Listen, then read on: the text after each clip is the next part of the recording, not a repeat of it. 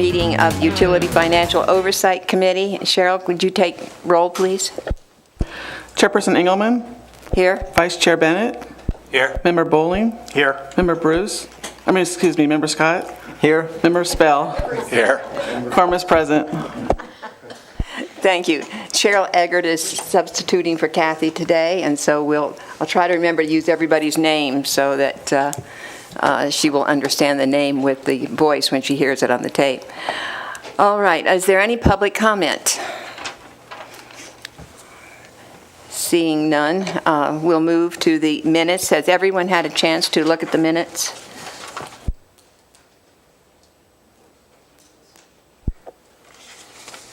Any changes or amendments? If not, I'll entertain a motion to approve the minutes. So moved. Second. Member Bennett moved it, and Member Scott seconded it. All in favor? Aye. Aye. Madam Chair, Yes. Randy because Bowling. I missed several of the items last meeting. I'm going to abstain on the minutes. All right, put an abstention for Mr. Bowling. Thank you, I'd forgotten that. All right, let's move now to our first item on the agenda, which is a project that's been worked on by a working group headed by Supervisors Karen Abad. Karen, would you stand up, please? And Supervisor Lori Bagwell. And now you can sit down, and then let me recognize the other members of the working group. Gail Robertson, the Carson City Treasurer. Thank you. Beth Huck, the Assistant Treasurer. David Dawley, the Carson City Assessor. Sorry about that. Jim Peckham, the Fish Director. Is Jim here? Is.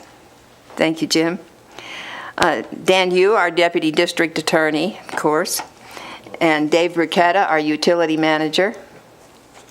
And Karen Lead, our Department Business Manager. And for all the committee's benefit, in case you didn't know, Karen is who sends out our agendas and everything. Hard-working person behind the scenes. So thank you for being here, Karen. So Karen Abad, would you like to start with the presentation? Thank you, Andy. For the record, Karen Abad. Today we're here before you. I'm going to give an overview of what this working group has been at work doing, and then ask for your assistance.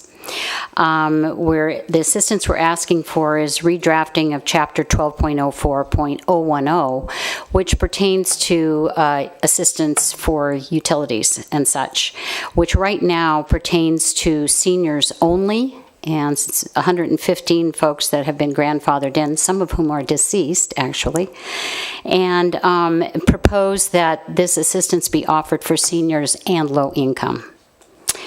We're asking for recommendations from the UFOC to the Board of Supervisors to go forward with this programming and any suggestions or cautions that you may have. This program is to be funded through donations to supplement this assistance. Instead of the city providing a percentage of discount, as currently, these dollars would not come out of the utility. They would be provided as donations, as in a checkbox on your utility bill, just as Southwest Gas and some of the other bills that you receive. This discount would apply to individually metered folks. The requirement is that you be a homeowner, not a renter. This would be annual relief.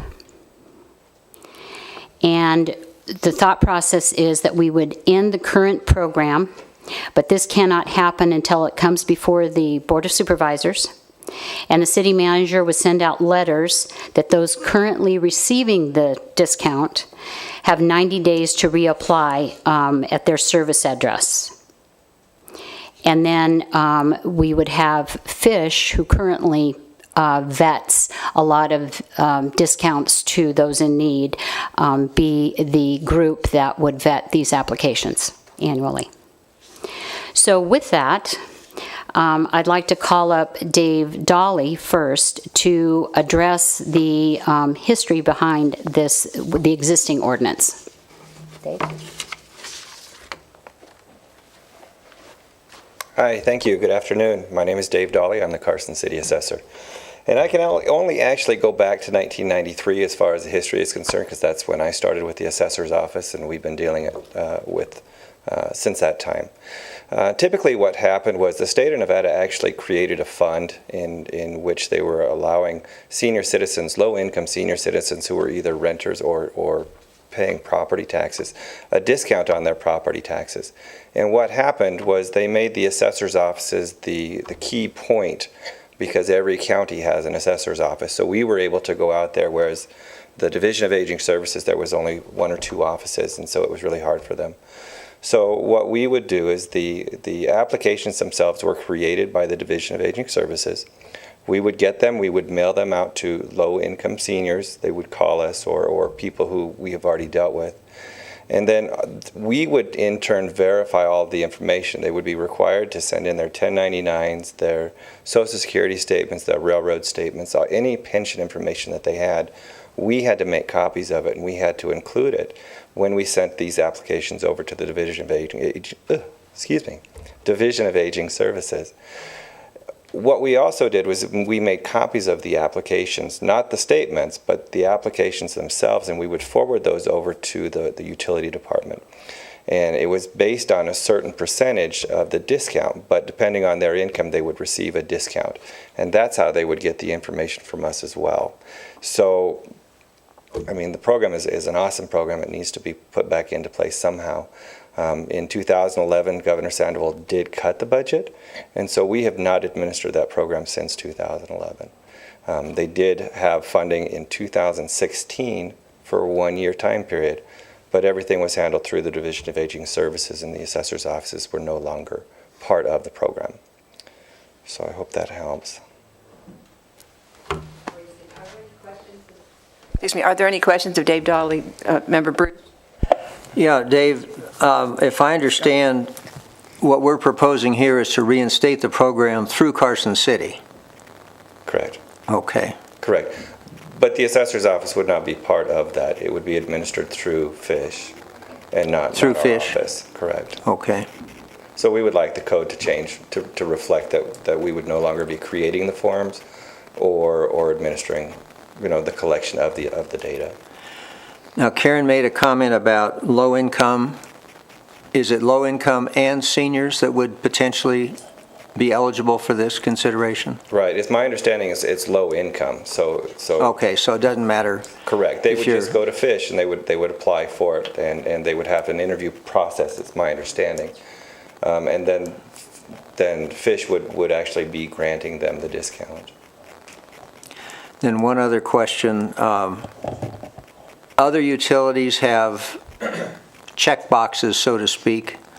Do those all go, or could they all be directed to this program, or are they on their own individual utilities? Mr. Scott, I apologize. I can't answer that Okay. question. You just happen to be the target. I'm sorry. Correct. I have a little bit of history on the program. Yeah. So.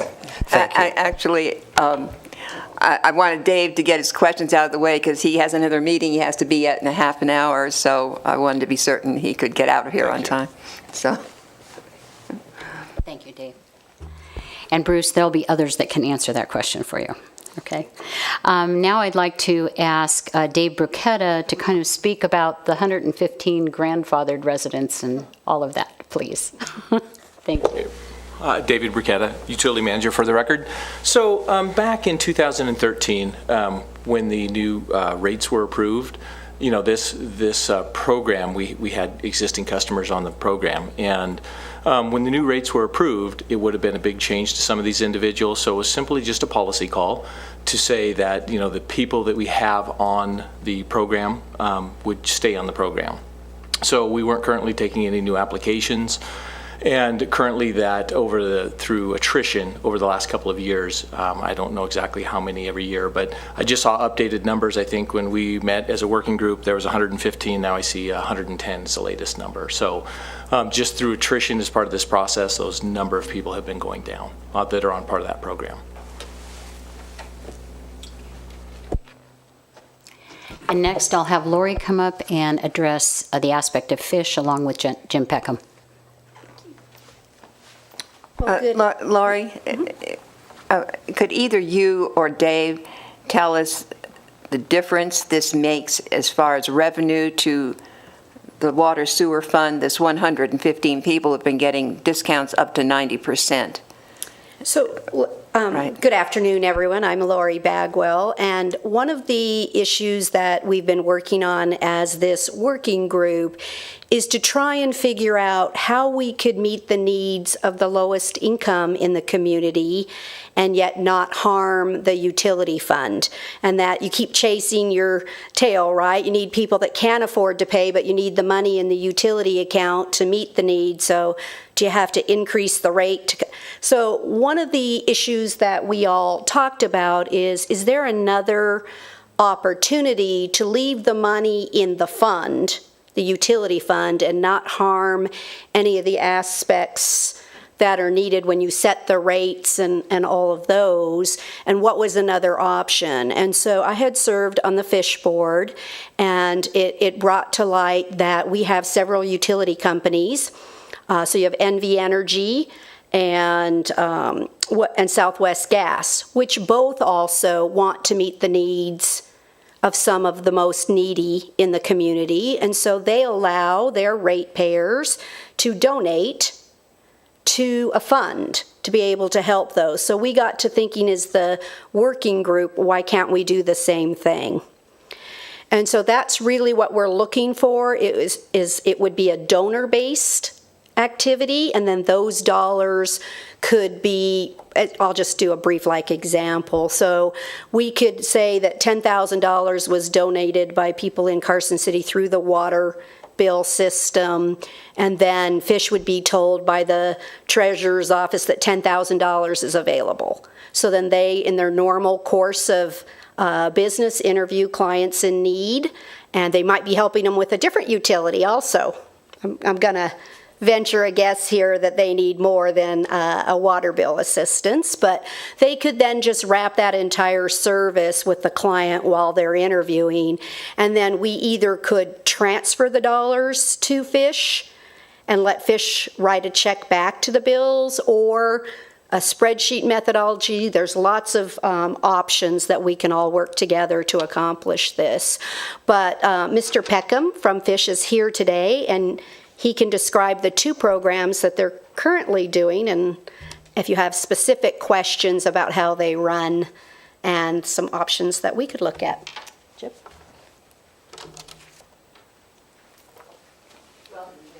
Thank you. As we all say,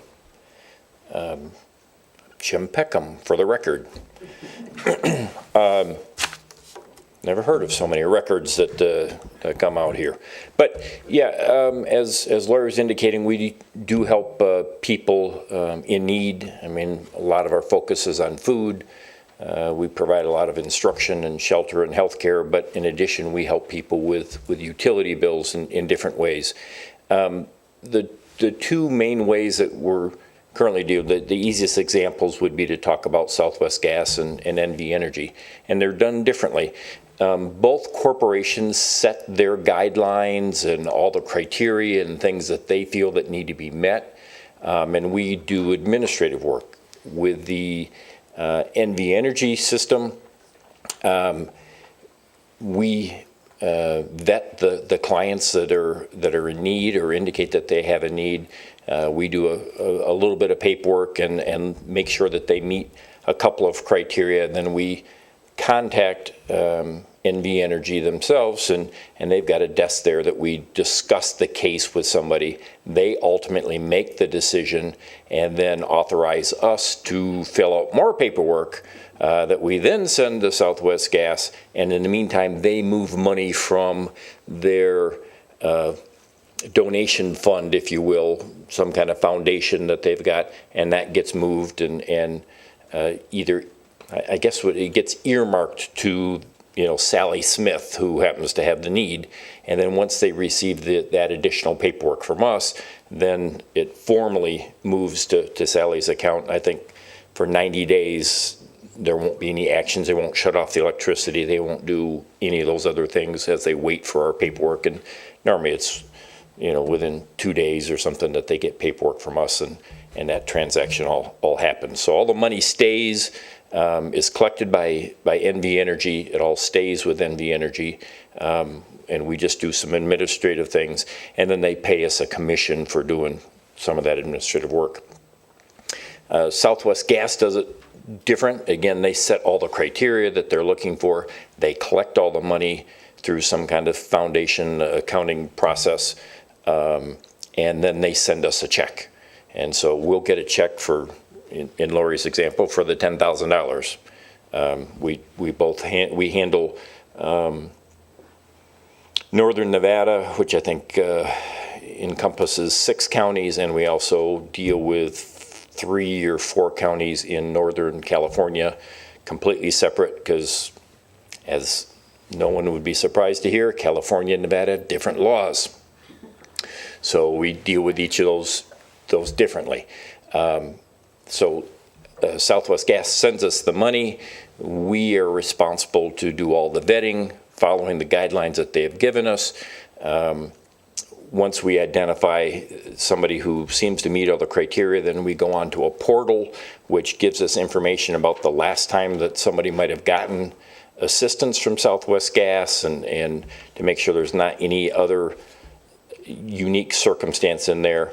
When we see everything is a green light, then we actually write a check to NV Energy, write the check to Southwest Gas saying, all right, this is for Sally Smith, and Bill Jones and Thomas Horton and everybody else, and everything is documented on a spreadsheet. We write one check to cover all those people in that particular month. So at the end of the month, we do that. And then when we go through all those funds, then we communicate to all these other agencies that give us leads, if you will, or ask us to review the contracts. Again, people from Douglas County, Lyon County, et cetera, will vet certain people and send them to us, and we'll go through the final vetting, and we will communicate back to them, hey, we're out of money, so don't accept anybody in the pipeline yet until we get the money's replenished. So in Southwest Gas, we also get an administrative fee for what we're doing with that, so it helps to offset some of the cost of the staff that is focused on that. So we do that at least with Nevada. California does not allow any kind of administrative fees, so we don't get one for that.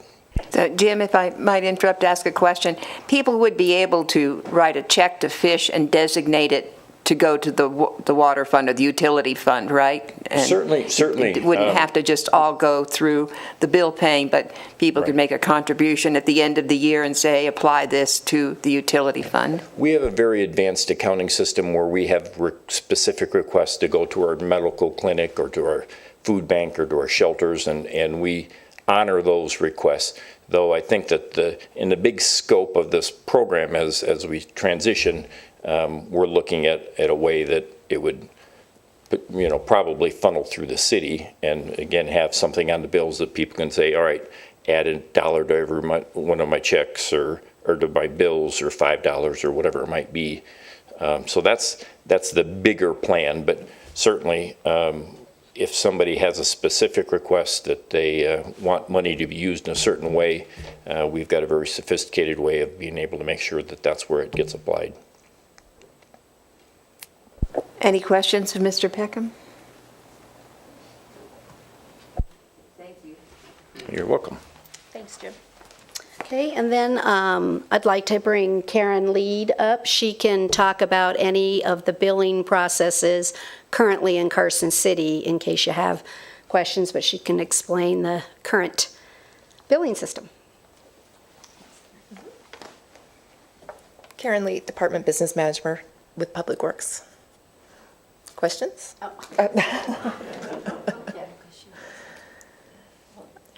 I think as far as the billing system goes, we'll be able to put a note on the bill. We'll be able to put a note on the click-to-gov where they can click and pay their bill, add money. The hard part is going to be for the treasurer's office to distinguish who's paying extra, what they're paying extra on, and how it's going to get tracked from there.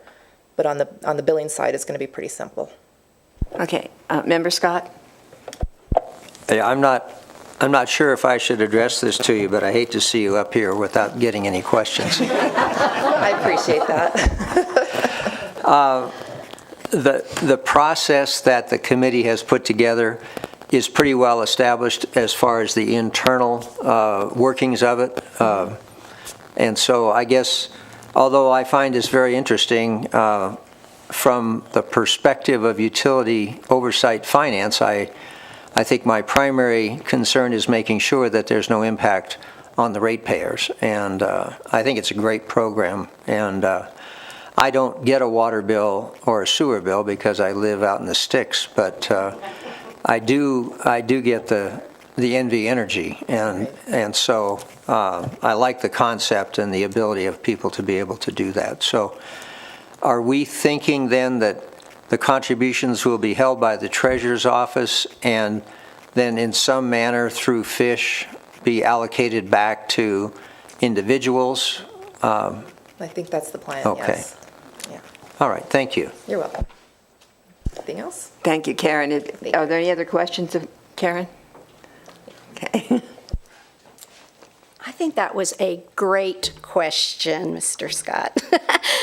So to that end, Gail from the Treasurer's Office and Beth can come up and discuss the potential for a deferred income account or the process that we might utilize to meet this need.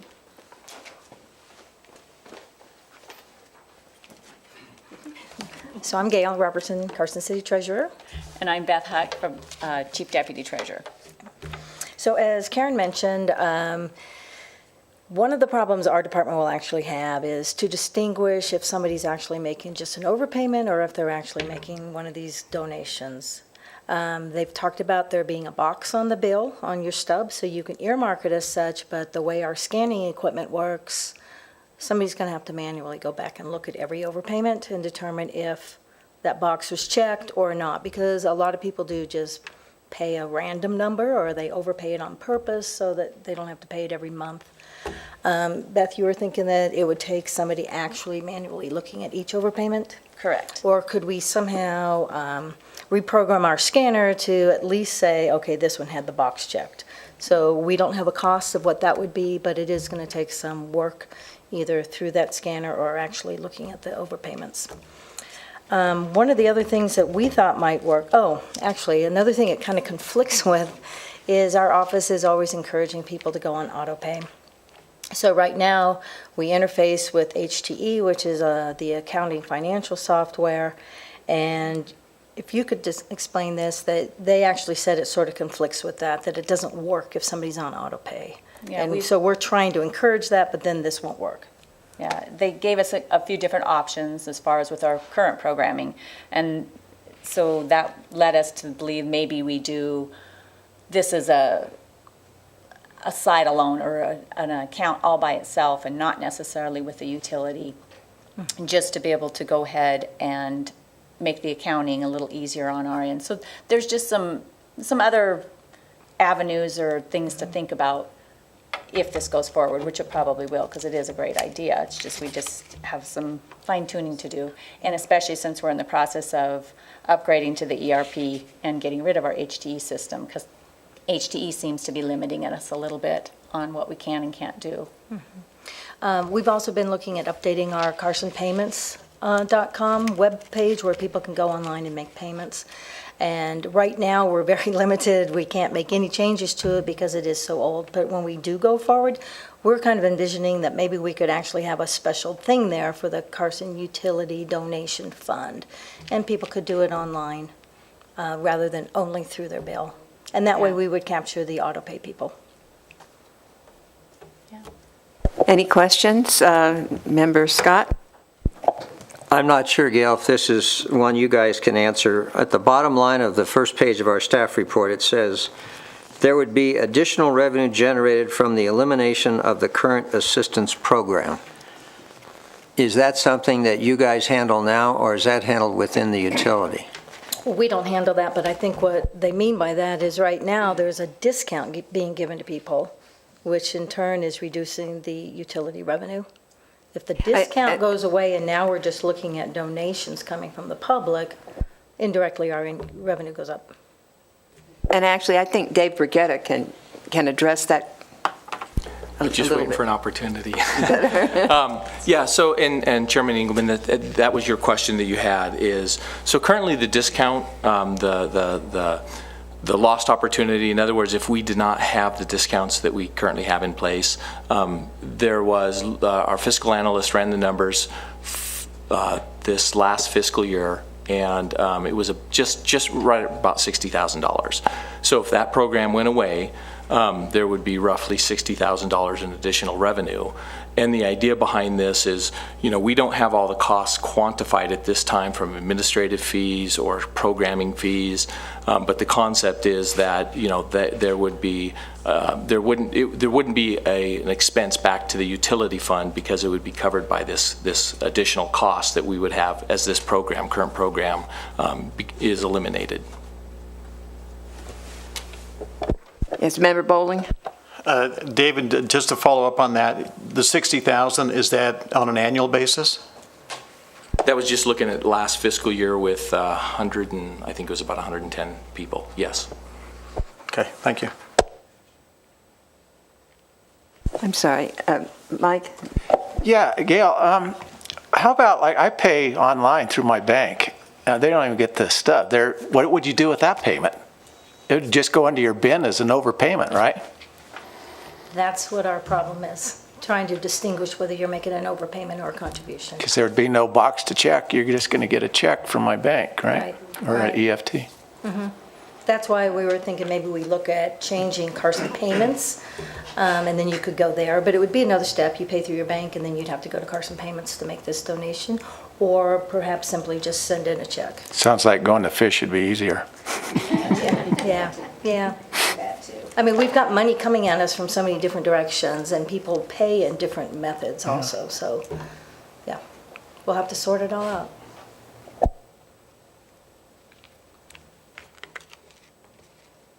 Any other questions? Vice Chairman Bennett? I have a couple. Do you have any sense of the amount of revenue that you're going to generate through these donations? Lori Bagwell, you know what was really interesting, I think I brought it, doggone it. It really actually surprised me just to look at 4 months of donations just through the NV Energy portion of the program was $24,000. Yeah, it really kind of surprised me at how benevolent people really are when you give them a chance, right? When you say, hey, do you want to donate $1? Do you want to round up to the whole dollar? Do you want to give me $5 a month? So in 4 months of activity, just for the NV Energy was $24,144. I think it's approximately the same for, it's not, for the Southwest Gas. And so I guess I just have to imagine it'd be approximately the same. So I think we'd cover the $60,000 that we're currently helping people in Carson City. So, and it might start slow. I'm going to guess that too, and then build as people recognize they have an opportunity to help others. A follow-up to that, I understand the intent of the program is to be self-funded through the donations. I also understand there's a lot of paperwork that's going to happen through FISH and the processing and whatnot. And Jim alluded to a commission, I think it was on NV Energy, and then Southwest charge an admin fee. Do those fees get billed back to the program to keep it self-funded? On both of those, they have two different ones. One of them comes out of the donation amount. They get a 10%, which is the other reason the committee was looking to try not to utilize city staff, because we knew the expense would be a lot more than 10%. And again, social services, they're seeing the clients anyway. They're working those. They know all about the low-income tables. they're used to doing all those eligibility programs to begin with. But both those programs, one, they cut a check, one comes out of the donations, but they're 10% is what they're currently. Right, no, and I absolutely agree. Fish is the right one equipped to go through this vetting process, but that commissioner admin fee, is that paid for through the donations? Through the or is donation. the city pay for that? No, through the donation. Okay, and Well, currently, as we've, as the working group Right. has put that together. And not that it's really the purview of this committee, I guess, but I would just put my 2 cents in that I think it would make sense for us to have it, because it's ratepayers paying into the utility fund, to have that be a credit on the bill rather than a check directly back out of the fund, so to speak, if that's possible. I don't know if that's a logistical challenge or not. So we're certainly working through the logistics, as you've suggested, and we have a good opportunity at the city right now because we're in the process of eliminating the existing accounting system. So I think this is also timely for us as the group to be putting in the conditions we want in the accounting system. So I think we're just at the right point to say, boy, pull the trigger on this so we can have the new accounting system be able to accommodate as much as we can. Member Spill? Yeah, a couple of questions, Lori. First of all, the $24,000, you said that it was through NV Energy for 4 months. Is that just from Carson City Utilities? That's the amount that's due for this area. Just for this area? Okay. Mhm, that Fish can administer. Oh, okay. And secondly, because you want to go to just low income, not just seniors, how much do you think that would expand the pool?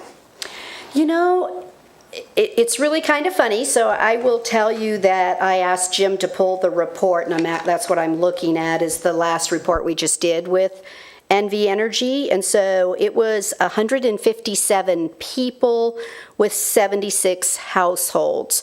So that kind of rang pretty true to what you were saying with 110. And this is the 4 months of the height, right? So I think you also see utility bills having peaks in them that cause people to say, wow, I just can't handle it this month. So I don't know that I'll really see it expand because both of the NV Energy and the Southwest Gas are low income. They are not age specific. So I see it as a 75 to 150 households at this time. And then finally, the amount that would be dispersed through what I call this a trust fund, Right. would be limited to the amount that's in there. Correct. For that month. Correct. Okay, great, thank you. One other thing, Lori, I think we need to make it very clear that we're talking about property owners only. Right. One of the conditions on this one, because Carson City has a rule that the utility bill must be in the name of the property owner, because in Carson City, if you don't pay it, instead of shutting off the service, we lien the property. So therefore, it has to be a property owner. So that's a difference between the NV Energy or Southwest Gas. And actually, that is an ordinance. Yes, Member Scott. Just one observation. It sounds like Fish has gone through two different styles of management, if you will, on this program between NV Energy and Southwest Gas, and hopefully we can create a system that's as simple and straightforward as possible, learning from the difficulties that the other two utilities create.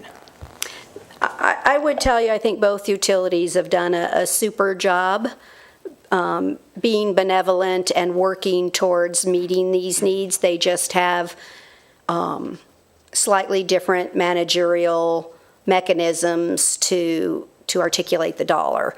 But one sets a threshold. Maybe you want to be at 200%.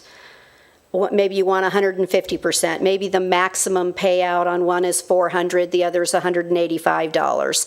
So they're very similar in the rule of what you're looking at. They just may have a different threshold button that they use. Yeah, I'm just thinking from Fish's administrative perspective, If we matched one. the simpler the better. can't speak for them, but I'm betting you're right. I will. There you go. I'm betting you're right.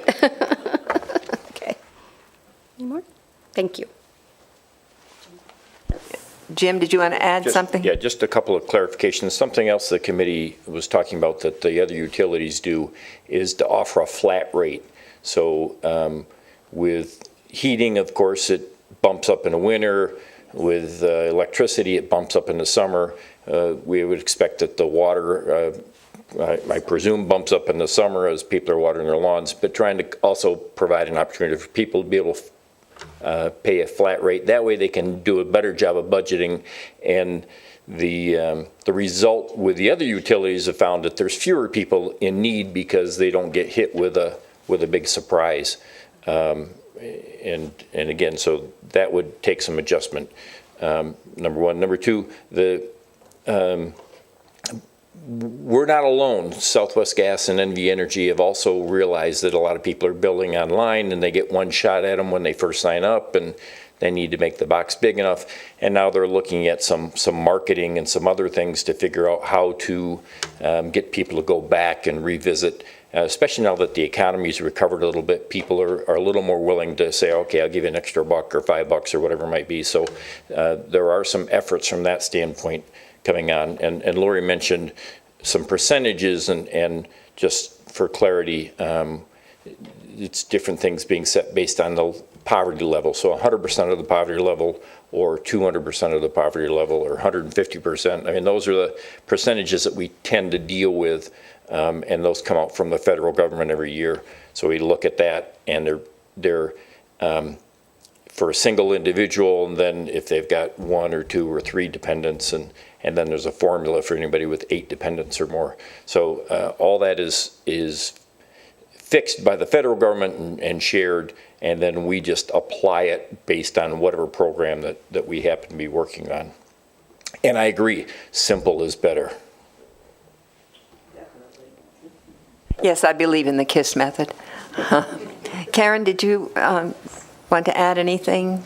Well, first of all, I'm going to ask Dan to, if you're prepared to summarize any of the changes that you see in the ordinance thus far going forward, and then I'll revisit what we are proposing to see if you have anything else that you would like to add to this.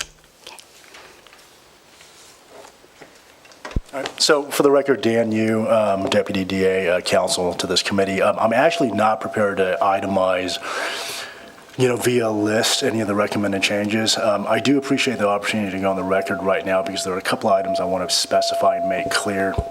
Let me turn this off for 1 second. I'm getting some feedback. That's better. And I just want to establish for purposes of clarity of the record a couple of things. I know that for the most part we've been referencing this working group as a quote-unquote working group and not a committee. I have heard it being referenced as a committee on a couple other occasions, even once or twice today. I just want to make clear for the record that this was not a committee of any sort. It wasn't subject to the open meeting law. There were no minutes or agendas. It was simply a gathering of folks who were interested in proposing and kicking around some ideas relative to this ordinance change. Secondly, and perhaps more importantly, one of the things that I want to establish clearly for the record here is what we're talking about here is very preliminarily just a conceptual, skeletal idea for presentation as a recommendation to the Board of Supervisors, ultimately for the board who has that jurisdictional authority to then turn around and instruct staff to prepare an ordinance for review and possible enactment. That being said, I know that the approach right now in concept is to have FISH as the entity to be involved in facilitating this new methodology. Now, I do want to make clear that I have not fully vetted whether it would be appropriate under, for example, equal protection standards to designate one particular charitable organization within a community to be that facilitator. It may be that we have to keep it more open-ended. We can establish criteria, and it may be that the end result is that FISH is the only charitable organization that has the current existing internal mechanisms to be able to facilitate as one of our partners in order for this program to go forward.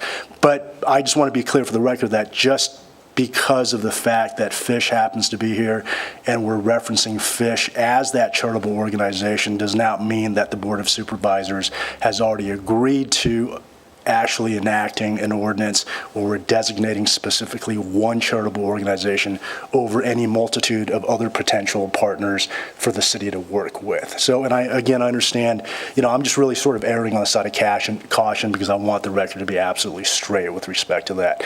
So going back, Karen, to your question, unfortunately, I have not prepared a list of the specific changes. I can say off the top of my head that there are obviously going to be a lot of detailed nuances that we would have to explore. Some of the questions that are being kind of kicked back and forth were, for example, well, do we have enough revenue via this donation process to cover, everyone? Let's say worst case scenario, we wind up in a situation where we have more applicants than we have funds. Then we would have to consider, for example, well, who gets it first? Is there going to be a pro rata share? Is there going to be a proportionate type of a distribution? Is it a first in time, first served sort of a methodology? Is it going to be via lottery pick in a pool? So a lot of procedural things we'd have to think about when we're actually sitting down to draft the ordinance itself. But generally speaking, yes, there are a lot of little things we'd have to hammer out, but with regard to those specifics, especially when it comes to, the mechanisms of the numbers, the exact percentages of the discounts, the household incomes that we would be limiting the program to, I certainly don't want to wade into those policy aspects of it. Those are policy decisions that would have to be made by the board and then the members of the working group itself. Thank you, Dan, for that. Well, in summary, on the concept, what we're proposing is granting assistance to low-income property owners through the use of tax-deductible contributions made either to the city or Fish, and changing the ordinance to reflect the changes. So if, in fact, you have any other considerations you would like us to take away today, I would appreciate those. And otherwise, we'll continue to work forward on this to see how we can make it work. Committee, first of all, you have any other questions of the working group? Yes, Rand? I do. First of all, I think the idea, the concept is pretty cool. Mm-hmm. It's awesome. To follow up on Mike Spell's question as far as the approximately $24,000 over 4-month time period, right. Am I correct in my understanding that it's the equivalent customer base between Carson City's utility and what NV Energy had? Approximately the same number? Give or take, Not I think exact. that's about the assumption, I think, at this point in time. Thank you. And I think Dan touched on this too. Is anybody in the working group familiar with any other political subdivisions that have ventured down this path and any successes or failures that they're aware of? We haven't really looked at that, so I can't say for a fact on that particular issue. We just know the track record of NV Energy and Southwest Gas and how they proceeded with things, but as far as any other entities dealing with this, no. I know that, just speaking for Lori and myself, we just know the need in the community, and based on our recent utility hikes, we feel it's prudent to consider. And since there was a program at one point in time, expanding it to be low income, I think is probably a good idea. So this is an opportunity. This is an opportunity for us to be a trendsetter. That's the idea. My third and final question is, as this moves along, is there a maximum payout per household?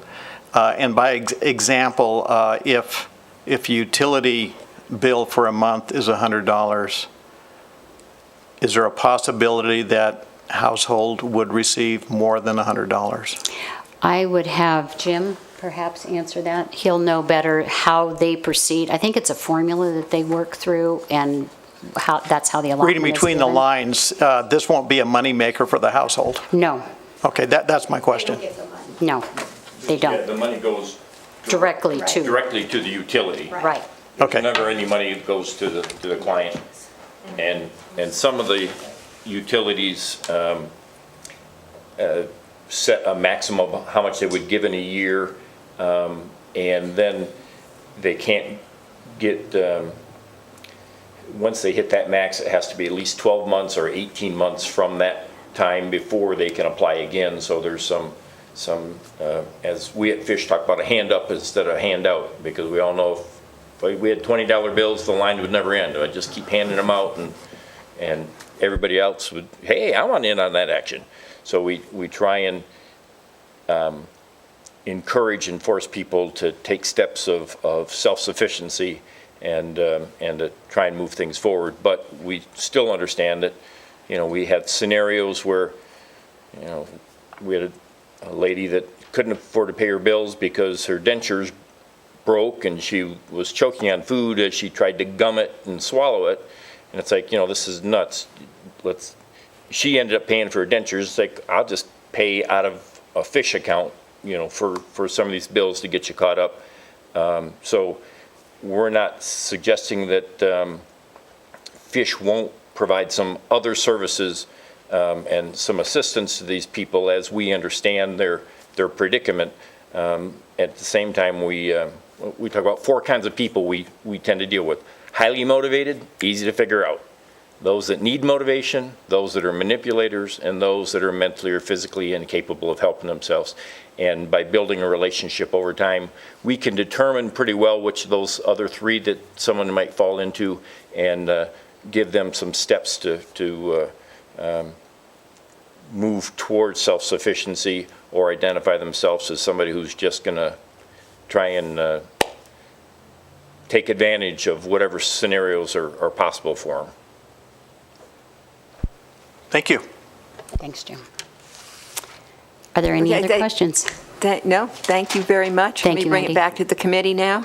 All right. Thank you all. Appreciate your time.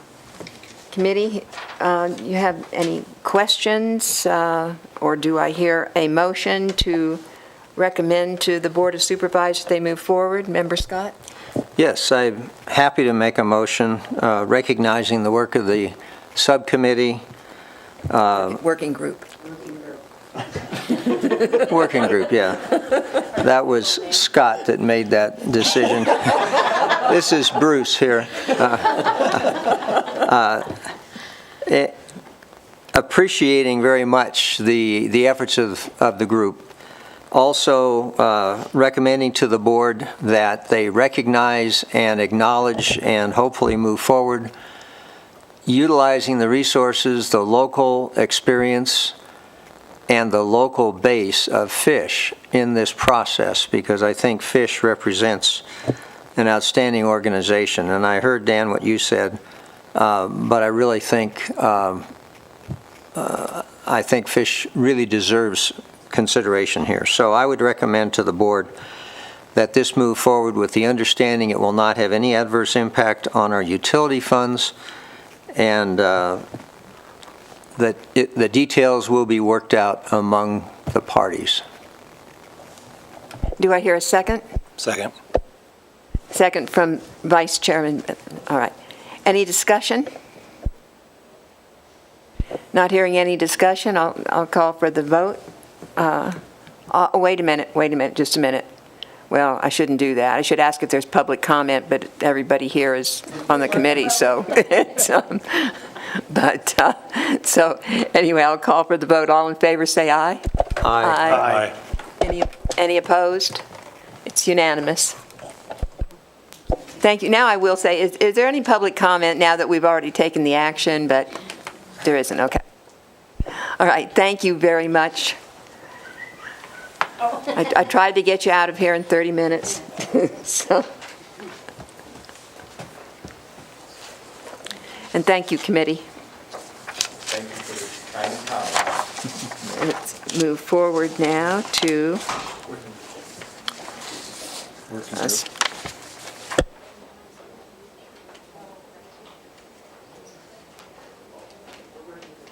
No, but thank you to this committee.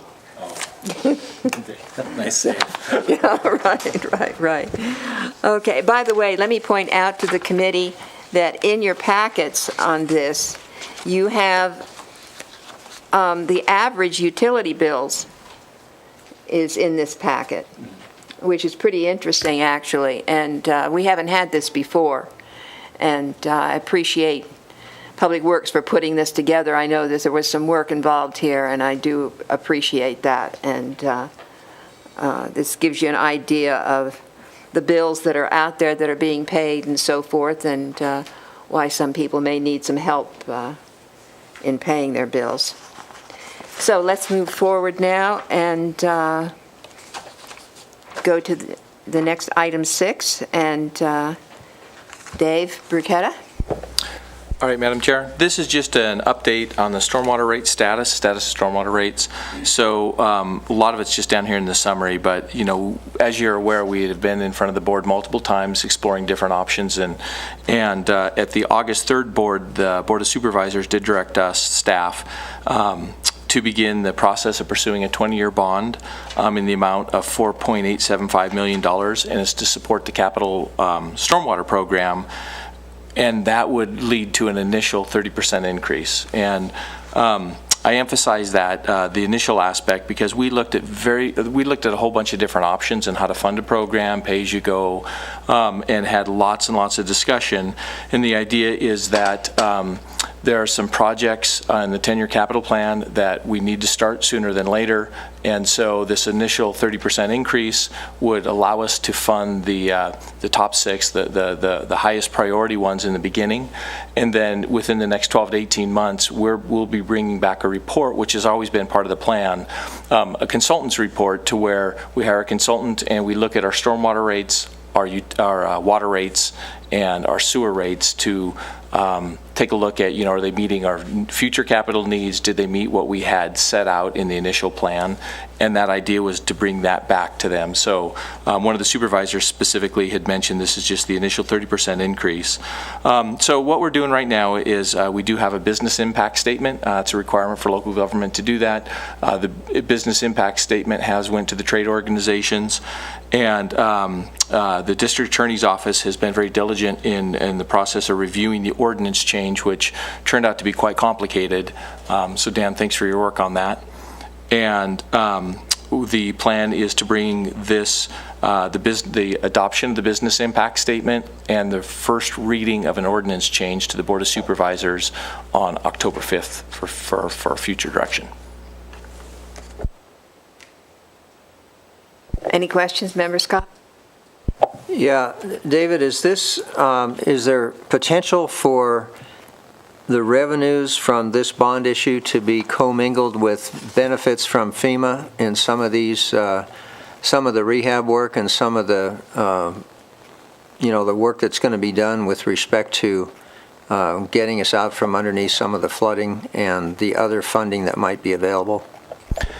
Commingled, no. It's a bond, so it's for a given specific purpose. And so those are for the capital projects, but it's great timing because it's the next item where we talk about some of our funds, and we do have some cash to be able to carry us through to deal with some of the issues related to what you talked about, the FEMA and the flooding. Okay, and then one other final, in the staff report on the financial information, it says there's no fiscal impact, which I assume there could be if we're doing a bond issue. Although it's not an action item, I realize it's just informational. Yeah, that's just meaning whether or not we're going to take any action where there's a fiscal impact. And since it's only an informational item, nothing is involved in a fiscal impact. Yes, Randy? David, could you refresh my memory? What's the sequence of the estimates? Did the 30%, does that form the basis of what the bond amount was? Did the 30% lead to the $4.875 million? Yeah, so what 30% gave us is at the final board meeting, we presented 2 options.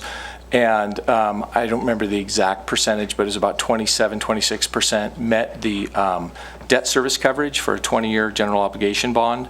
And what the 30% provided was in the neighborhood of about $50,000 annual for, it's minimal, but for some additional operations support activities. Thank you. Any other questions? Vice Chairman Bennett?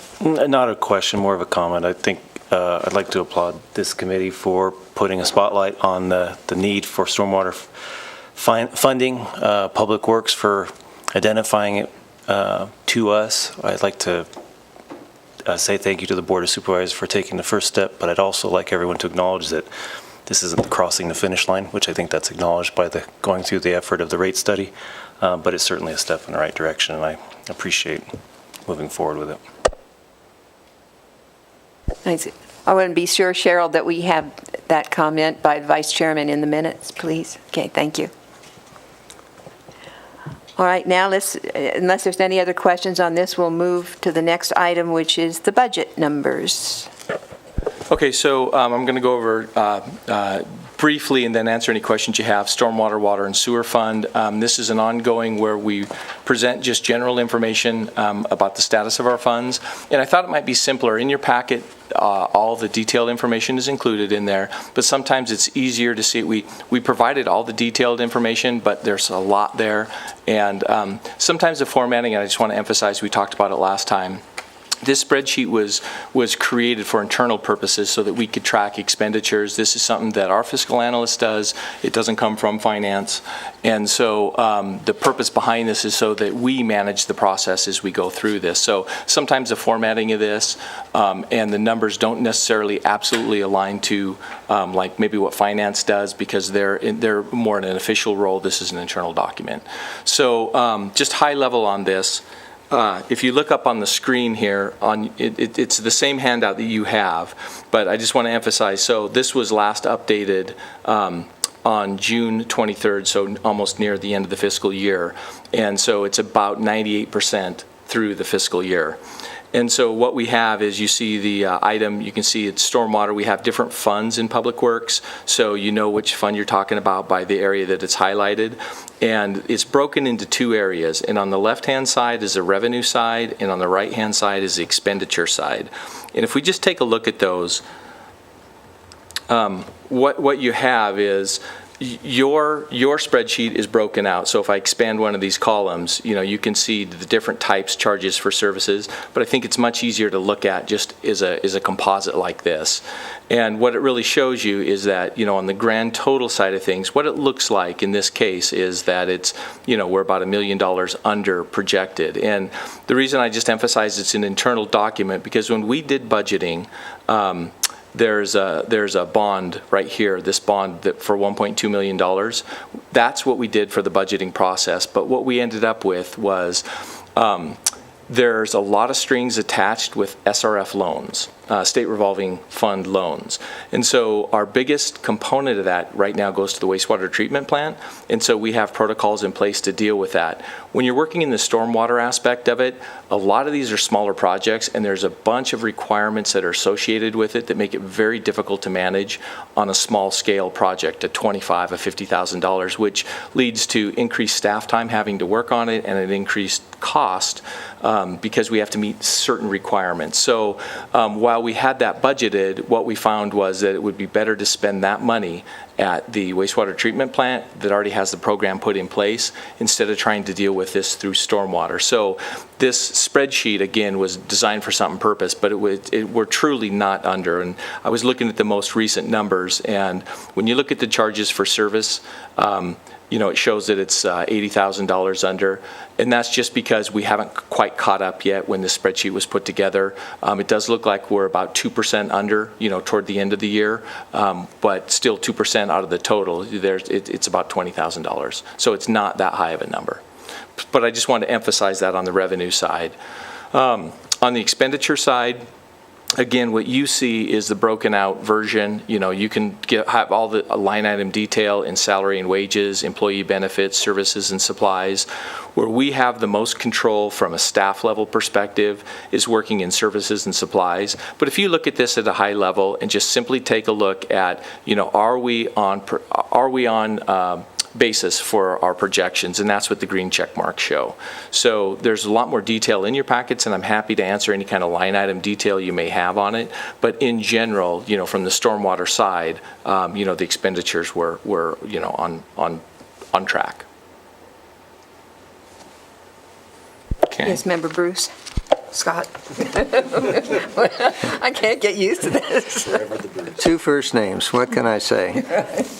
David, the fact that this is 7 days short of the fiscal year end, and I realize things like salaries and that sort of thing are basically going to meter out on a prorated basis, but the internal service charges, for example, are those are big numbers, and one of my favorites. But I'm just wondering, are there end of the fiscal year adjustments that may be disproportionate with respect to the 7 days out of 365 in our expense side? Well, and I don't know disproportionate, but again, the purpose behind this was to track, especially on a monthly basis. The idea behind this wasn't to bring to you to say, okay, we're just, 14 days or short of the fiscal year. We would have went through finance on that because their numbers are the official numbers, and how they're accounted for. So, some of the information's accounted in here, not absolutely all of it, because there are activities that happen. In fact, I believe you're in the process of closing out fiscal year end, but it's not quite done yet.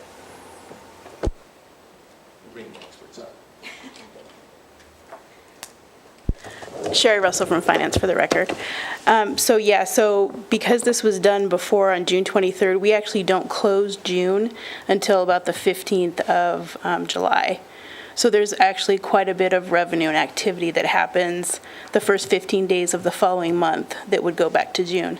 In addition to that, the accrued payroll, and then we have to keep all the receivables open until the end of August, and all the payables to catch all that as well. So there's quite a lot that happens at the end. There's depreciation that hasn't been posted yet here. We do the internal service charges once a month. So there's probably 1 month that's missing. Member Spell? Yeah, the timing issue is kind of strange here because in our June meeting, we were 2 weeks before this. We've gone almost 3 months and we only got 2 weeks. And I know this is an internal document. It sounds like the accounting has everything up to date. Does accounting run a similar type of document for budget to actual that would be more up to date? Because if we can't get a year-end closing statement in September, do we even need to bring this information forward if we had a June that was just 2 weeks different? We do have HTE, which would be current. I can run you something as of today. However, we're still working on capital assets. The depreciation still isn't posted. There's a lot of year-end stuff that we're preparing to get the whole CAFR ready for right now. So yeah, until the actual audited numbers come out, probably can't give you final numbers. But do you have an up-to-date cash system that would say as of, when do you actually close the books? Are they closed as of August 31st, or do you wait till September 30th to close them? Well, we close them on August 30th. However, if bills come in that are very large, we still have to pay them and move them back to prior year because we don't want to get an audit finding. So we try to close on August 30th the best we can, but just this week we had about 5 bills that came in for last year that we've got to move back. Not specifically for the utilities, but citywide. So yes, we try to close on August 30th and have almost everything in. However, that means we can start our capital asset process. So we're not going to do depreciation probably until the end of September.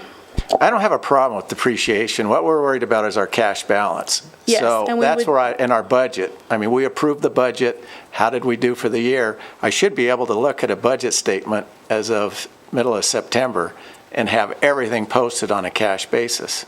For the most part, yes, that would be true, unless a bill comes in. So how do we get this type of document in September? Is it possible, or should we just not have financials presented to us in September because they can't be completed yet? I think it's possible. I think Public Works and Finance could work together to get you a more current document. Thank you. Sherry, do you have any idea when that might be? I'm thinking ahead as to whether or not we're going to have another meeting this year, and it sounds like maybe we will need to, maybe to get this information, or can you just send it out to us? We can run a more current version out of HTE and get it out to you guys.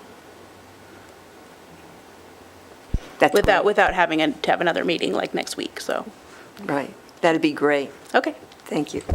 I just want to clarify one point. We set this up, I mean, I believe this is the second time we brought forward this because it was an existing document that we used. I mean, if the committee's asking that we run a report prior to this, because what we tried to do is say, look, we want to disclose where we are with our current revenues and expenditures. I mean, if the committee's asking, we can run a report out of HTE, run it through the finance system, and do away with this aspect of it. And then, you know, it's in the official system. I mean, it's not used for our budgeting purposes, and that might just avoid any confusion. I'm used to this document. This document provides the information I need to manage the process, but if this committee's asking for that, we can not use this and then just run a report out of HTE. I do like this document, but if we could, if we could get it, if it's impossible to get it current, for us, then we'd maybe have to look elsewhere through accounting. I like this document, too. It gives me the kind of detail that I was looking for. How about we stick with this document throughout the year, and then at year end, about September this time, we work together to get you the most current numbers that we have. Member Bowling? Having been at several conferences where economists put up a huge table and expect the audience to hunt for the information, I really compliment staff for putting data together so we as a committee don't have to search out. It doesn't have to be a treasure hunt for the information. So I just want to make a point of that. Thank you. Okay. Any other questions? You want to proceed, Dave? Okay, so that's stormwater. Now as we move into water, I'll just put it up on the board. So when we move into water, same concept on the left-hand side. We have our revenues on the right-hand side, our expenditures, and those are broke out again. It's kind of squished up there. I'm sorry. You have more detailed information that you have there, but I'm happy to answer any questions that you may have associated with this. Yes, Member Bruce Scott. On our expanded version, there is a line item says real property water delinquencies, and it's 947,000 almost. Nothing last year. Can you explain what's in that category? That's under miscellaneous, under investment income total.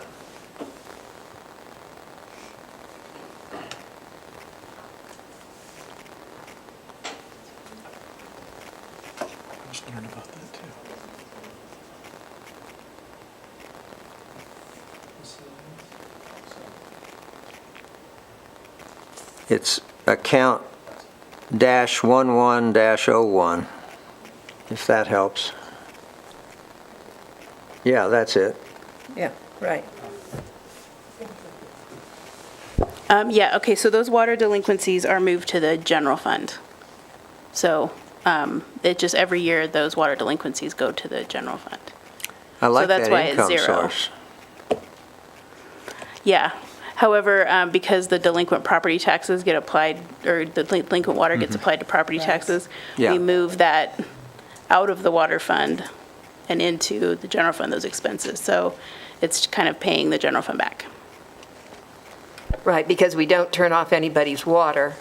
We just keep letting it accumulate on their tax bill, and then when the house gets sold or something along those lines, then the treasurer collects it all, and it goes to the general fund instead of saying, wait a minute, this portion should go back to the utilities.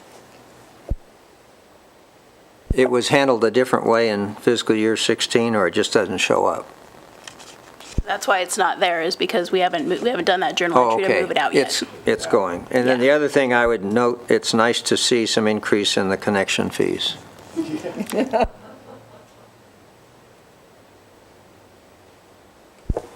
Okay, any other questions on water? So then moving to sewer, because sewer has multiple accounts associated with it. We have sewer capital. Sewer capital. Here we go. Same concept that, again, well, you can see the green screen. It gives a new meaning to green screen. I'm not sure what happened there. It's the green screen. But again, on the left-hand side is the revenues. On the right-hand side is the the expenditure side, and simplifying things. I mean, we're still on track as far as how we manage this budget throughout this year. And I can answer any detailed questions you'd like to know on the breakout components.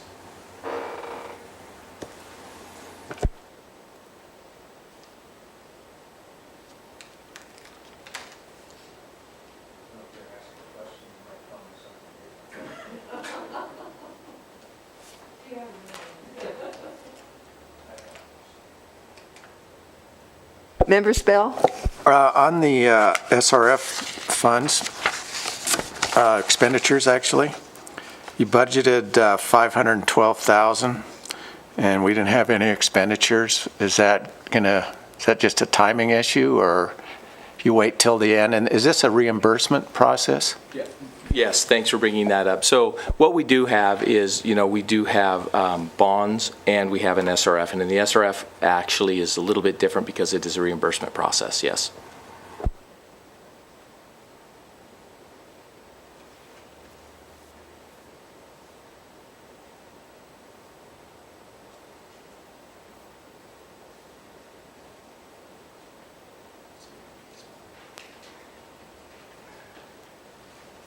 I wish all the funds looked like the sewer.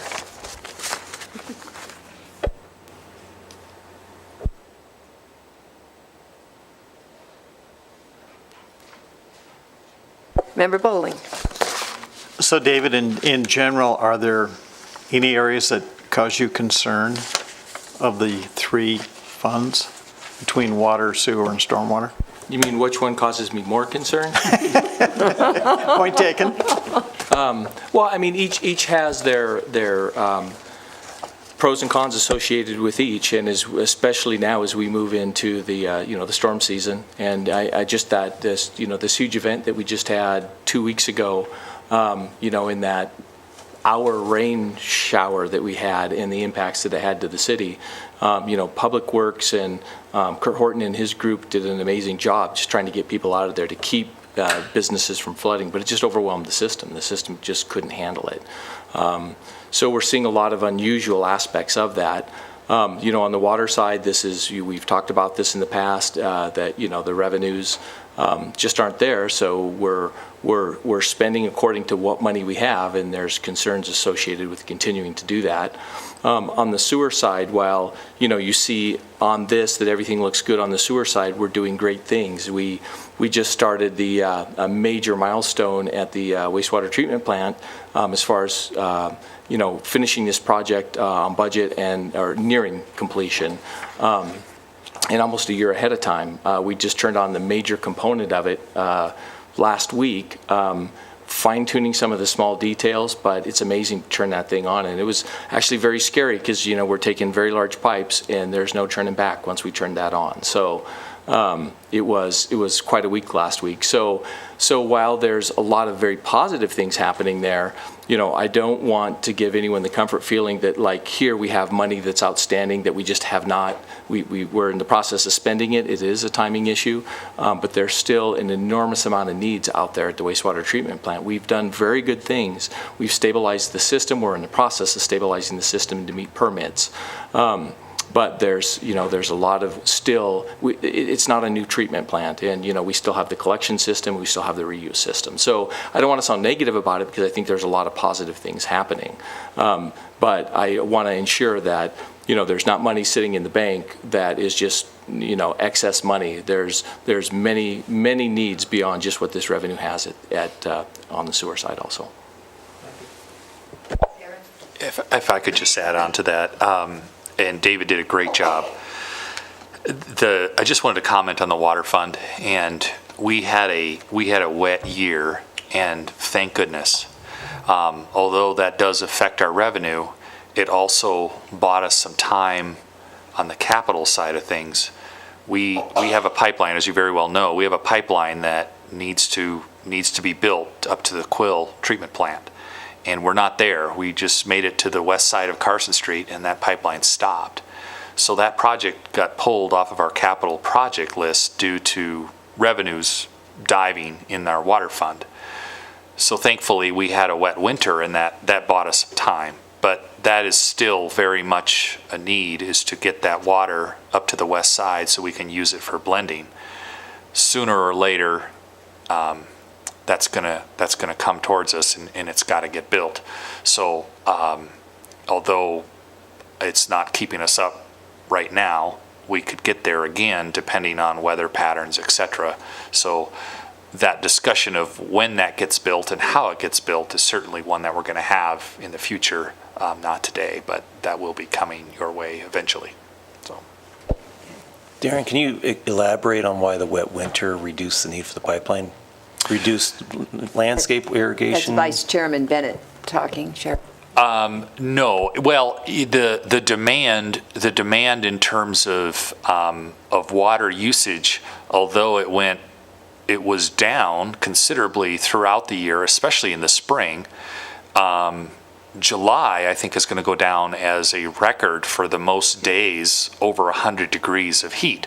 So irrigation was very much used in July. The advantage that we had on our side was because of the very wet winter, we had a lot more surface water than we would typically have, a lot of recharge going on. So when you look at wells up on the west side, a lot of water there, no problem with high uranium or on the east side, arsenic, because the water table, it's really full. There's a lot of fresh water down in there. So that helped us out. But after you go through a period of 4 or 5 years of drought, it starts to become a real issue again. And if the drought had continued, we would be in a real tough shape right now in terms of we would have to do something right away. So that definitely did buy us some time. It didn't solve our problem, but it did buy us some time. So I just want to make sure I go on the record as often as I can that we do have capital projects that we still need as part of that master plan of building that system to strengthen our water supply. That's an integral part it's not in any of our plans to build because we can't fund it right now, but we will have to address that.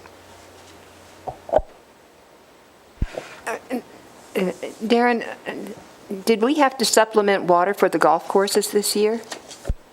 No, we didn't. It was all provided. That's wonderful.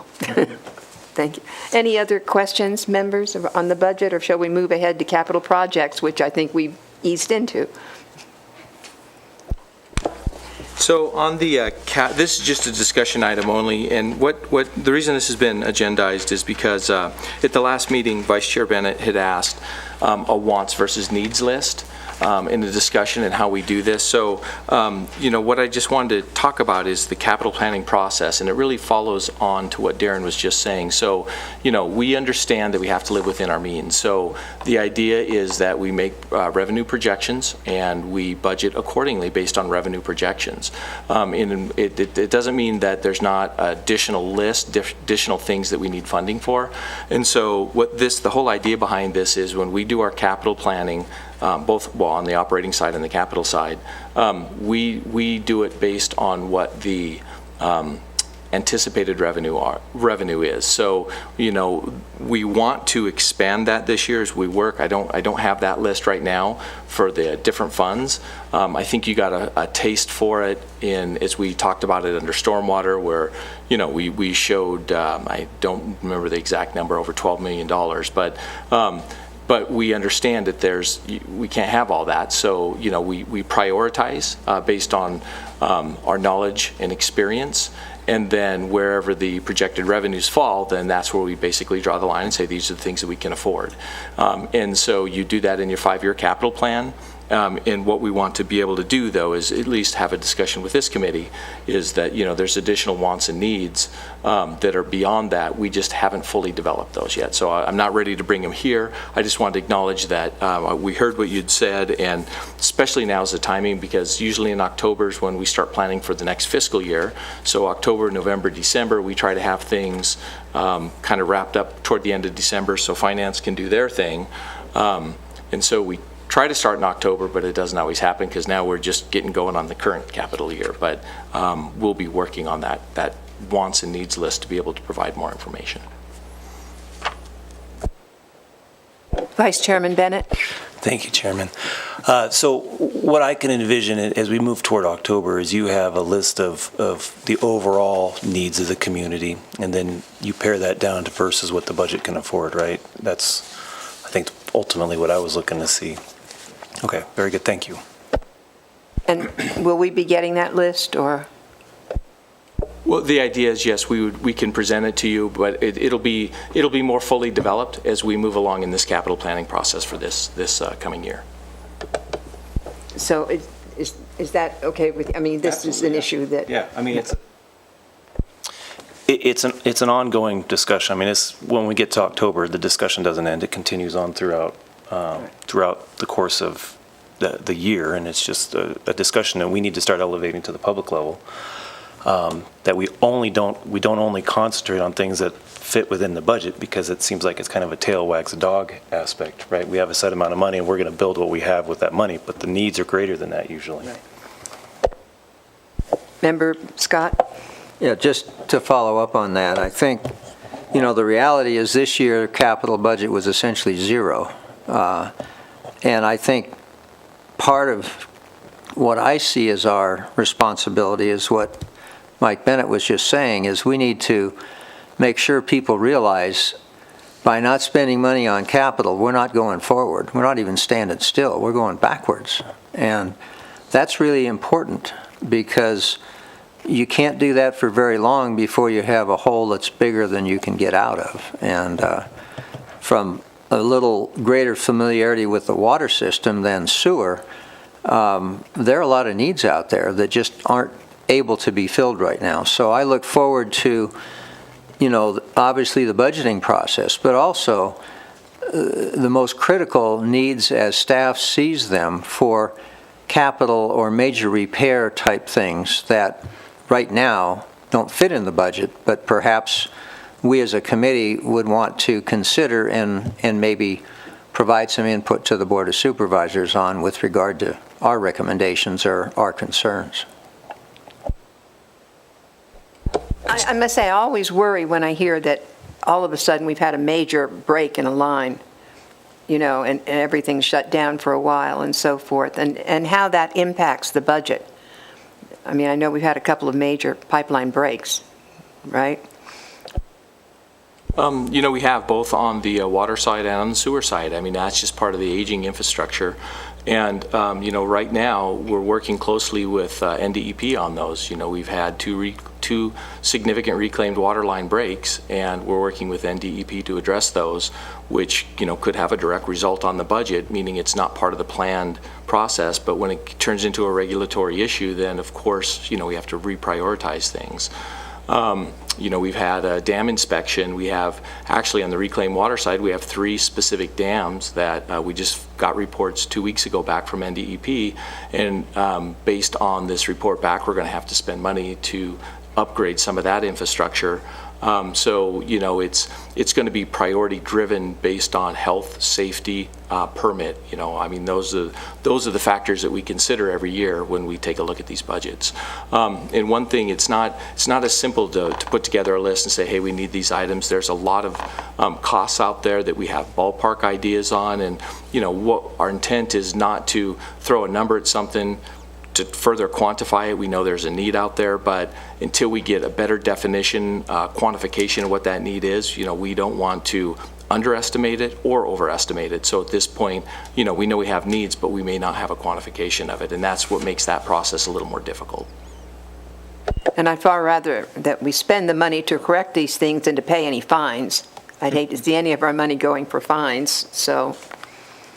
Okay, great. Do you want to move ahead to the next item then? This is an action item.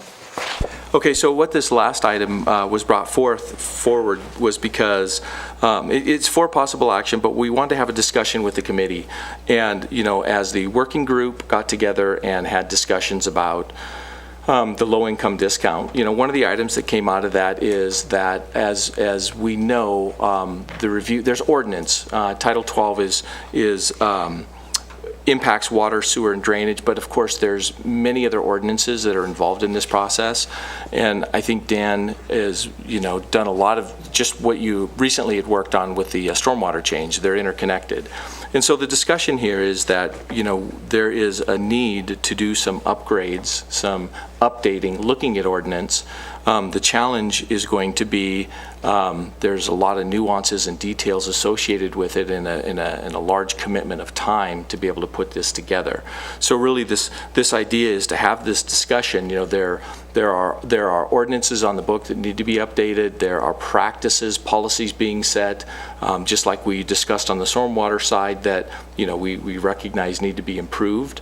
It's going to be fitting it into the priority of our current capital projects and trying to get things done with this. So it really is putting it back to this committee and having this discussion. You know, there's a big need for it, but I think, Dan, you know, you can talk just about the one aspect that you looked at and the time commitment associated with that. And I'd like to say something, Dave. I served as chairman of the Ethics Committee in Carson, and our job, we were tasked with going over the ethics ordinances in Carson City and comparing them to the state. And what we came up with was actually repealing of a number of the ordinances that were on the books here because the state laws were stronger. And so, you know, we came up with that and changed our ethics ordinances here so that we essentially mirrored the state and said the state takes priority. This kind of project is very time-consuming, and I think there is a need, but I'm concerned that I think there are some ordinances that are more important that we take a look at than maybe other ordinances, and I don't know about going through the entire chapter, and I'd actually want to hear from Darren on that.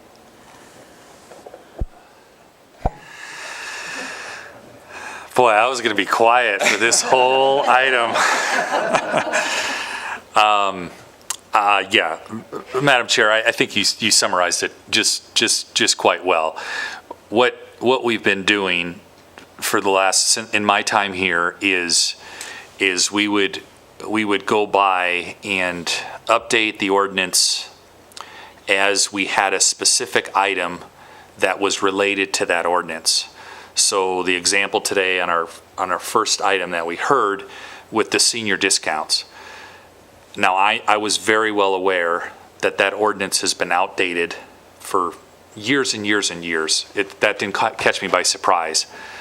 But I didn't go out and fix it because I didn't know exactly how to fix it or if it would turn into something different. So I could have went in and pulled that ordinance and said, we're no longer giving senior discounts. I need to strike that from the rules, the city's laws, and move forward. I didn't do that. If I had done that, then we would come back today and we would say, we want to put a new ordinance in to offer a discount, right?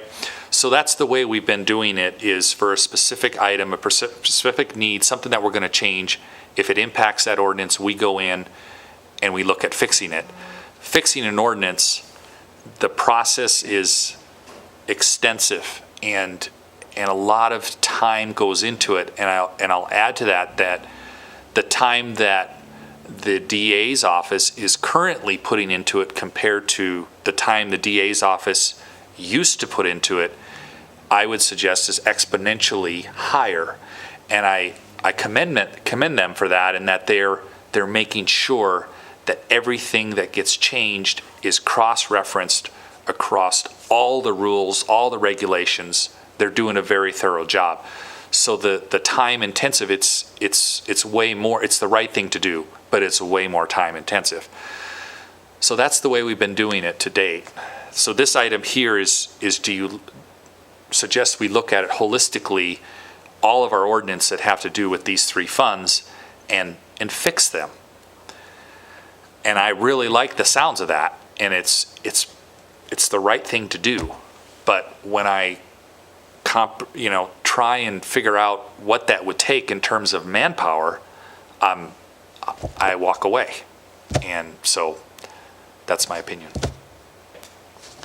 And let me say that one of the things I thought of when Dave and I talked about this was that actually members of this committee could be a help in that some of you work with these ordinances on a regular basis, and maybe you know of some ordinances that you think could stand some attention. I don't know if I'm making any sense here or not. I know that we have a couple of ordinances. For instance, was there one, Dave, you were telling me about whether or not we should charge for water turn on and water turn off? There is an ordinance regarding that, but right now it's not being utilized. Pardon the pun? And utilized. Okay. And I know that in the stormwater area that no fines can be leveled. You have to take somebody to small claims court in order to levy a fine under stormwater. There are things like that that are so outdated that, they really need some attention, I think. Committee, what do you think? I guess I'd be interested in Dan's comments regarding the depth of the effort. Obviously, as Darren says, it's the right thing to do, but how do you get a handle on it, and what does it take if we try to get into it?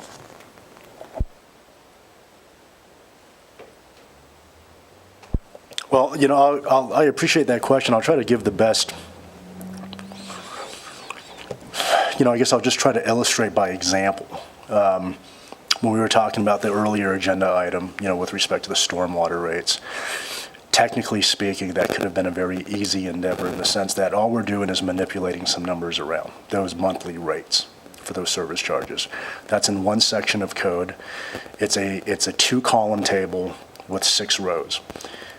Technically speaking, I could have put in approximately 5 to 10 minutes worth of effort to bang out that proposed ordinance for submission to the Board of Supervisors. Instead, our current policy right now, and I'm happy to hear that the Director of Public Works is in agreement with this approach, is that because CCMC is at that level or point, or in that I guess I would say nature or status right now, where over several years or even decades, where there's just been this approach of Band-Aid fixes, of going into particular sections, particular chapters, and not doing your cross-references. When you're making a change in one section, you're not making the same change in a parallel section. And what happens is you result in this mass confusion of terms and definitions and words and phrases that don't match up. There's inconsistencies not only with technical aspects of our code, but also with substantive provisions. I'll give you another example. We have provisions in code in one title that'll speak to a height requirement of a fence within certain districts. And then in another title, you'll have another section that also speaks to height restrictions relative to fences, but then those height restrictions are different. One will say 6 feet, another will say 4. So then the question obviously becomes, from a member of the public, well, which one actually rules and which one applies to me? That's actually a little bit more lighthearted when you compare that to other legal challenges that have been mounted and continue to be mounted, that challenge ordinances based on ambiguity, on vagueness, on how it's actually implemented or enforced, which results in lawsuits. So then that actually expends a lot of resources as well.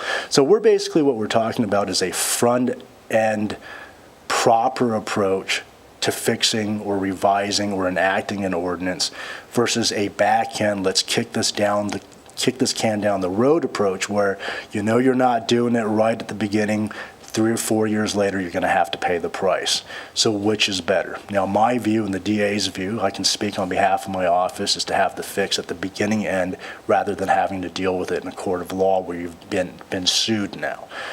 Going back to the stormwater ordinance that I recently prepared and will be submitted to the Board of Supervisors for their review, is, again, it could have been a 5 to 10 minute ordinance, but instead it wound up becoming an 8 or 9 page ordinance where, in fact, I brought in every single existing section of that chapter and amended every single paragraph for structural corrections, grammatical corrections, for consistency and clarity in legal language. There were things that were substantive. For example, we already have a procedure for rate protests. However, there were certain nuanced details that were missing. One that popped out immediately in mind when you read that procedure was, well, what sort of a notice requirement is there for the person who files an appeal? It was silent. There was no provision in that section that addressed when a person files an appeal and the Board of Supervisors is required under ordinance to fix a time and place for the hearing, that the person who actually filed the appeal is now going to get written notice of when that hearing is going to take place. That's obviously a defect, and a person could challenge it based on you're not affording me the proper amount of procedural due process. Now, do we want to deal with that legal challenge in a court of law, or would we rather prefer to put in that extra hour or two worth of time to fix it at the beginning? So rather than spending 5 to 10 minutes on that ordinance, instead it took me closer to 2 days. Now, you multiply that by the number of other titles and sections and chapters of CCMC that we would be tasked with looking at, I think it would be an understatement to say that that is a huge task. It is a huge undertaking. I don't disagree with Public Works at all. And I guess really the question is, well, how far in depth do we want to look at everything? I mean, are we talking about a cursory review of those provisions on the books that relate to each one of these funds, and then to determine, well, which one of these are actually defective in a substantive type of a form? You know, I think that's a lot easier to accomplish than, for example, let's go into every single existing section and let's change it also not only for substance but for technical corrections as well. Another thing that I'll point out, and perhaps this is even a better illustration, in Chapter 12.17 for these sewer rate charges, you'll have references to director as a defined term. In the existing code, it says director means the director of the services department. Well, that's an obsolete term in reference. It's now actually the director of the Public Works department. So that actually doesn't even make any sense. There was another provision that spoke to imposing these rate charges to certain properties developed within certain use districts, within certain of our zoning classifications. Well, one of them referenced the downtown commercial district. That district does not exist. That was replaced years ago by the downtown mixed use district. So in that instance, a person could actually argue, well, I'm in the downtown mixed use district as a developed property, but on your code, on the face of it, you're actually not authorized to impose a rate charge against me because I don't fall under any of these defined terms. Now, that's a technical argument, but it would be a facially valid one to say, I'm just not within the purview of any of your defined terms and phrases. So these are the sorts of technical corrections that would have to be made, and it kind of borders or falls in that gray zone between technical and substantive, but there are also a lot of substantive changes that need to be made. Is it a monumental task? Would it take months or perhaps well over a year?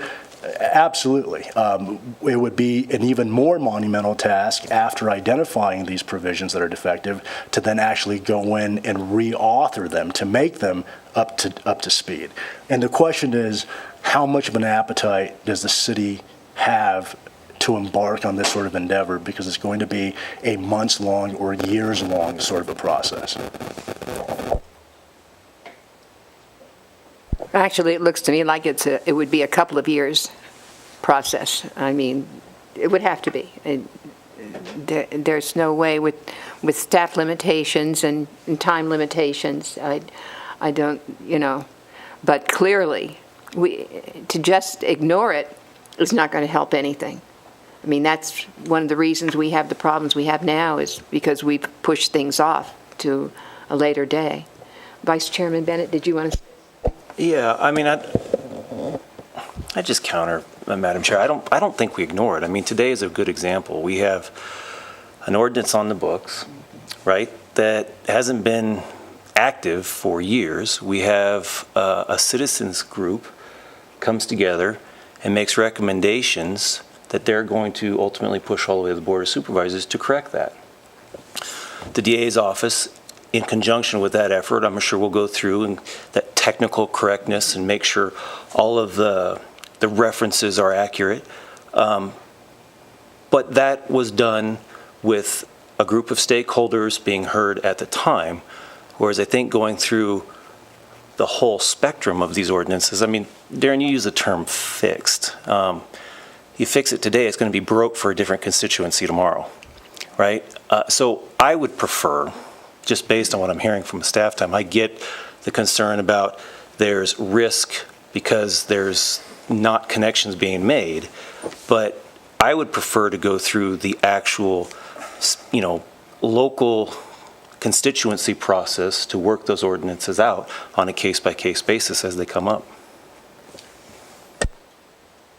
Give me an example of that. Well, the one that I used earlier with the senior citizens discount, that was an ordinance that, I mean, just this afternoon we heard it. That was an ordinance that has not been in effect or actively used for years, it sounds like. It hasn't even been funded for a significantly long time. A group of concerned citizens got together, recognized that to be the case, and formed a committee to address that ordinance, and working with the DA's office and ultimately, I assume, with the Board of Supervisors, are going to correct that so it works for the group it's intended to work for.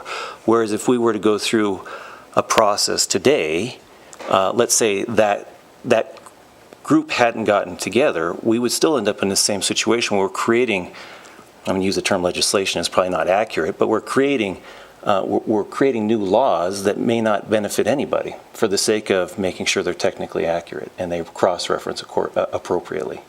I would rather wait for it to come from a grassroots effort and be handled on a case-by-case basis. I don't know that, for instance, on the one ordinance that Dave had talked about where the ordinance talks about charging for water turn-on and water turn-off, and the ordinance is just being ignored. Now, I doubt that no citizen's going to come to us and say, please charge me for water turn-on or water turn-off. And so that might be something that is more of our level and staff.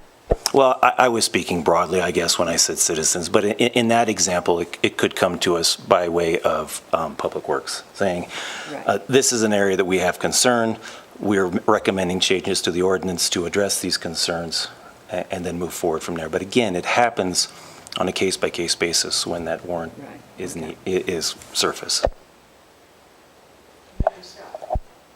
Yeah, we have, under item 9 in staff report, a proposed motion basically to direct staff to review all existing provisions of the Carson City Municipal Code that impact water, sewer, and storm drainage.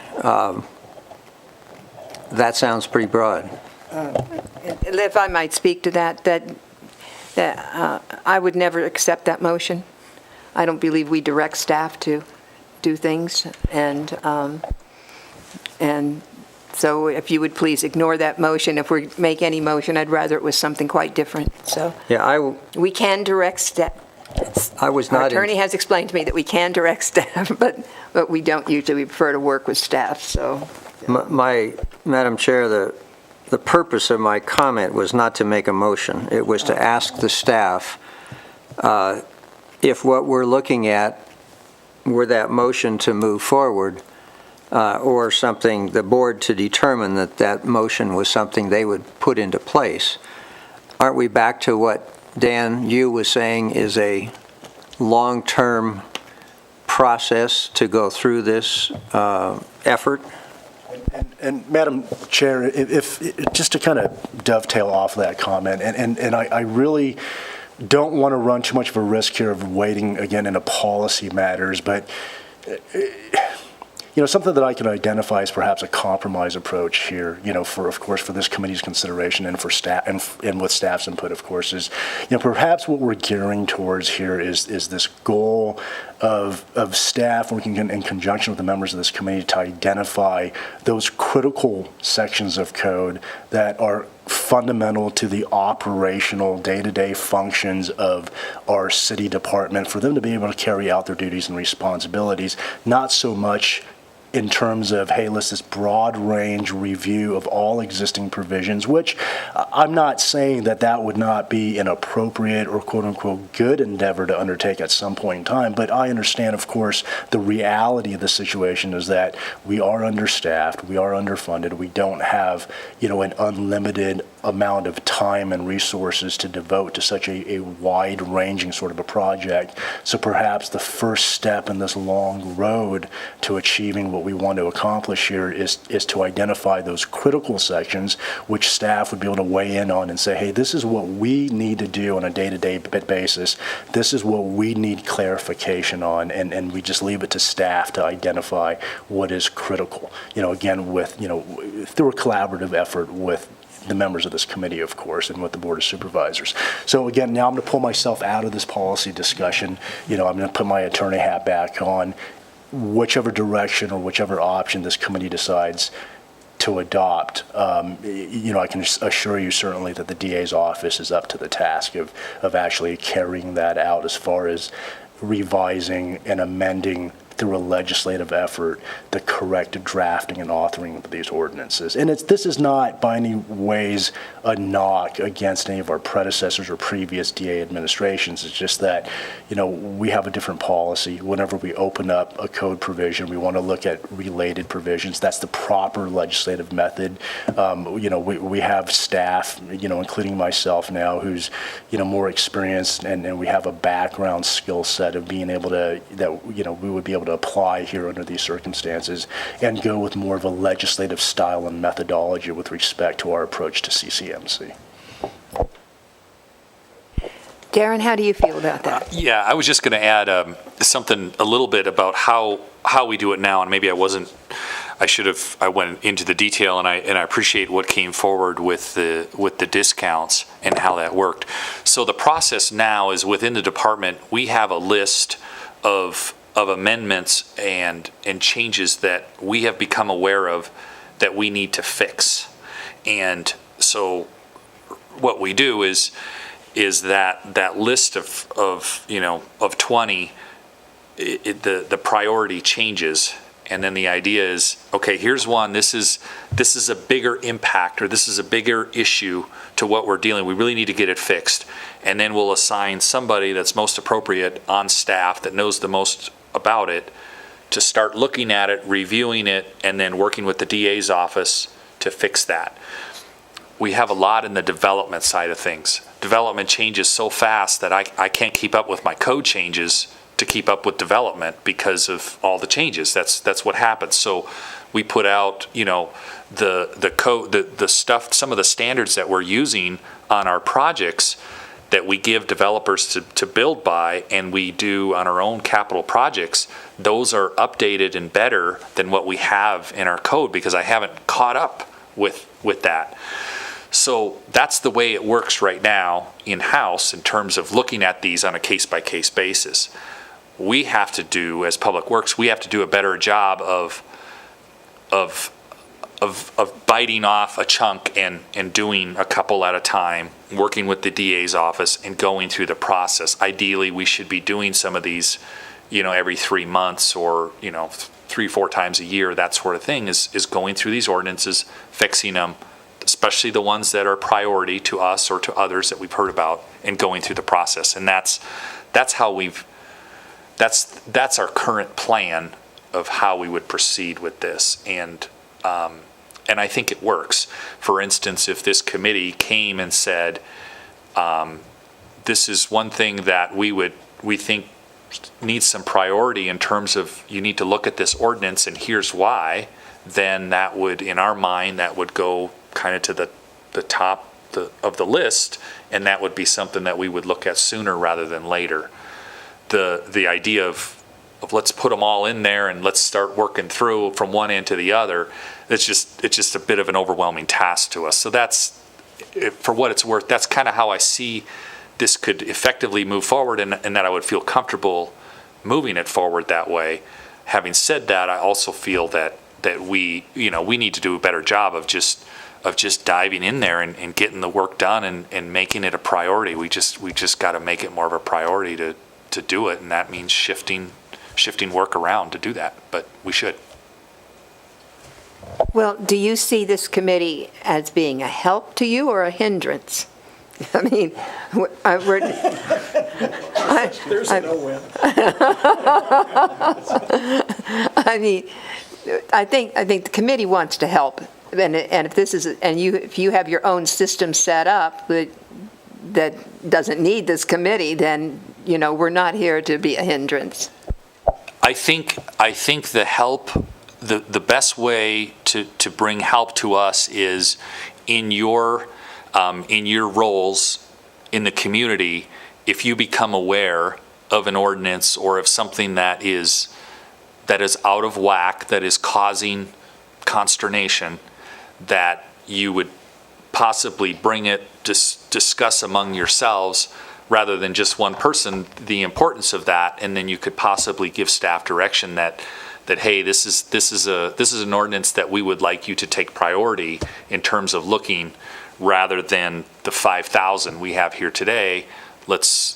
Here's one that should take some priority, and here's why, and then we would move forward with addressing it. I think that would be the most helpful. And Madam Chair, just so I don't forget, and you may all tease me a little bit for being too cautious about these things, but I want to go back to a couple of statements that I made earlier on the record, and this is really for the benefit of anyone who happens to, no one's here in the audience today, but in case anyone happens to be watching online, when I said earlier that I had identified certain provisions existing in Chapter 12 that I thought were perhaps defective in the sense that they didn't address or were silent with respect to certain procedural rules and even with respect to some obsolete terms. That was not by any means meant to be construed as an invitation to any sort of a lawsuit or challenge. I said that it was possible for a challenge to be mounted, not that I believe that such a challenge would actually be successful. It's just that we've identified that, hey, to make these sorts of provisions a little bit tighter, a little bit more crisp, and to completely expressly lay it out, that would be my preference. But I understand and I would attest to the fact that based on my interactions with our different departments throughout the city is that, hey, the books may say X, Y, and Z. Maybe sometimes they're not as tight as they ought to be from a legislative perspective, but in the day-to-day real-life practice of everything, our department staff, we've got some really whip-smart people, including everyone over in the Public Works Department, and they really put themselves to task when it comes to carrying out and implementing these measures that we have on the books. So it's what I don't want anyone to misunderstand me saying is that, hey, just because I've identified some things that can be shored up doesn't mean that there's actually a defect in how things are being handled in real life. So I just want to make that clear for the record. Thanks. Thank you, Dan. Well, I am concerned about an ordinance having to do with water that could bring in even $25 a month, that as far as turning on water and turning off water, and is that something the committee thinks we could agendize to look at later in that specific ordinance and see why it's not being activated, and does it need to be, and et cetera? Yeah, I'll go back to my previous comment. If we're identifying specific areas of the current municipal code that need to be updated or tweaked, I'm all in favor of doing that. To do broad brush, everybody in, again, you fix it today, it's going to be broke tomorrow for somebody else. So I'd rather do it one at a time. Just one comment on that, and Sherry brought it up, and I thought it was a good point, and that was that, as we move forward, we talked about the consultant and the next steps that we're going to be doing with water, sewer, and stormwater. There'll be lots of discussion about that and what needs to be done, but they're going to be looking at the revenue side. Did our revenue match what we expected to, which ties it into the ordinance? So there will be an opportunity, to have those discussions as part of that process also. And I think that because that impacts each of the various funds. So, granted that is another year out roughly, but there'll be an opportunity. I mean, that'll be part of that discussion also. Member Scott, Member Bowling. Just to build on what you said, Darren, as far as the committee, if we listen to problems that are brought to us, and then bring them to you, all we're doing is adding items to your to-do list. But there has to be a mechanism where we can start knocking off the top priorities on the to-do list. And I'm not sure what that approach is. Aside from the five of us adding more items to your to-do list, maybe it's an approach that we can't answer at this meeting. Maybe it's something that staff has to digest as to what the best approach, what the optimal approach is, to incorporate not only public works issues, but legal issues, consistency with one title and another. Member Bowling, I thank you, and I think you put a pretty good cap on it. We for stormwater, which is going before the board, the first meeting in October, David, so staff, we looked at that ordinance, the change that would be required, and did it. And for us, it was a one-page, the columns that we talked about, an hour's worth of work. Then that goes to the DA's office, and that took 2 days to get that fixed. Now it's not done. Now that ordinance, we take that to the Board of Supervisors a couple times, and we don't know, I promise you they're not going to accept it as it's written. I guarantee you that. But that's got to be worked out. So you kind of get a feel for this process as it goes forward. So yeah, let me, if you would allow, let me kind of look as department level in terms of how do we start checking some of these off of our list. That process, it's going to be directly tied to the DA's office because they're going to spend much more time on it than we are, going through and all those cross references. And I mean, that's part of the procedure of the way this goes forward. So when Dan is spending 2 days on that, he's not spending 2 days on the other 35 things that I have on his list to do. I mean, that all has to be weighed in what we're doing here. So I think that's appropriate that we would do that. The other thing potentially we could do is have an agenda, an item on this meeting once or twice a year where we discuss this very thing, and we could present, hey, these are our top 5 that we're looking at right now, and here's where we're at, and kind of a little update on that, and you guys could provide some feedback to that, whether that makes sense to you or not. I mean, that would be helpful too, especially when ultimately it goes to the Board of Supervisors that we could say, hey, this was somewhat vetted, so.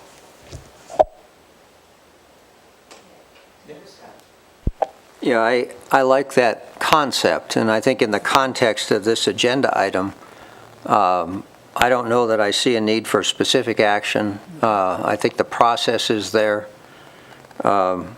At one level, it's completely broken, and at the other level, there's a process in place that you're trying to move forward with. So I like the suggestion that you just made, Darren. I think that would be helpful for us and potentially give us a place to help the process with the board.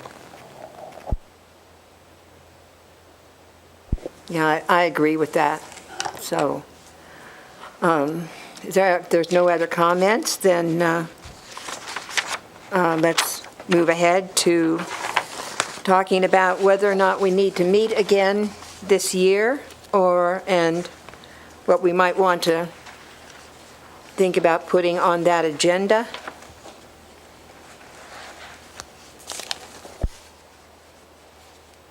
Vice Chairman Bennett. Thank you, Madam Chair. I guess I'm not entirely sure if it's this year or not. It sounds like it is. I'd like to be part of the capital project planning and that discussion we had earlier about the needs versus what we can afford, and just not that we're going to I mean, personally, I don't feel like I want to micromanage anything, but I think it needs to be on the public's mind, and I'd like to know about it personally, so. Okay, and also, there's been a suggestion or an invitation for us to take a tour of the, I call it the wharf, the sewer plant. And, So the idea is that by the end of this year, we should be at substantial completion for the Phase 1A. And that's the major component that, we've hooked up along with about 10 other things. But the idea is, would this committee want to be part of that tour? I mean, there's special agendizing. We'd work with the DA's office and how that's done. We are in the process right now of planning trying to set up a grand opening, a process so that we can invite Board of Supervisors, we can invite the public, and we don't want to time it too much into the winter, but we also. So we're trying to work on that schedule right now. So I guess really what this was put on here for is there an appetite for that? If there's an interest for it, then we can go down that process and set something up. Member Scott. Just an observation. Do you have to pay people to come to a grand opening for a sewer plant? Well, our big debate was, are we going to have a barbecue and what kind of food would we have? But no. Similar to we had a ribbon cutting when we started it, and so it would just be or not a ribbon cutting, we had a dirt groundbreaking.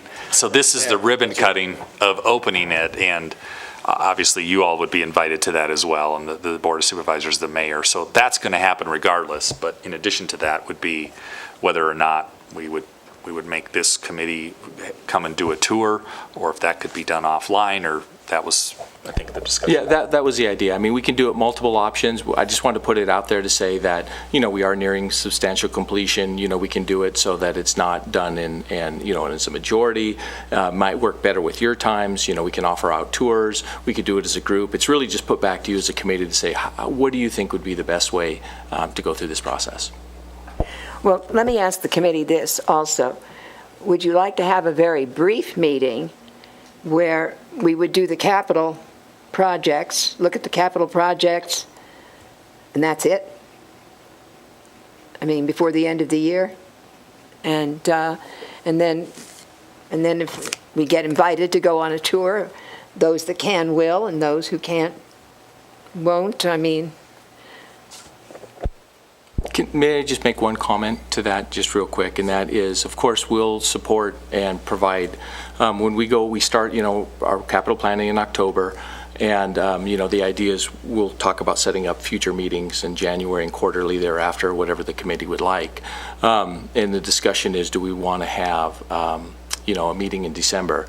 If we're looking at December to have a meeting, then, we've got to have the material presented, prepped, by around, the first week or so in December, which we're still very early in our capital planning process. So I'm not opposed to doing that. I'm just saying that it's not going to be a complete program. So it's the start of the process. Member Spell? Yeah, Madam Chair, I think a December meeting would probably be premature. If we could, especially from a financial standpoint, if we could maybe meet in January, they'll be starting their CIP. We'll have 6 months of 18 to see how our revenues and expenditures are going. And if we can get maybe up through December on the financials, if we go into January, that would be good. But the main thing is as they start to build their budget and their CIP, which is a critical part, and it's what Mike's very concerned with. That would work for me, yeah.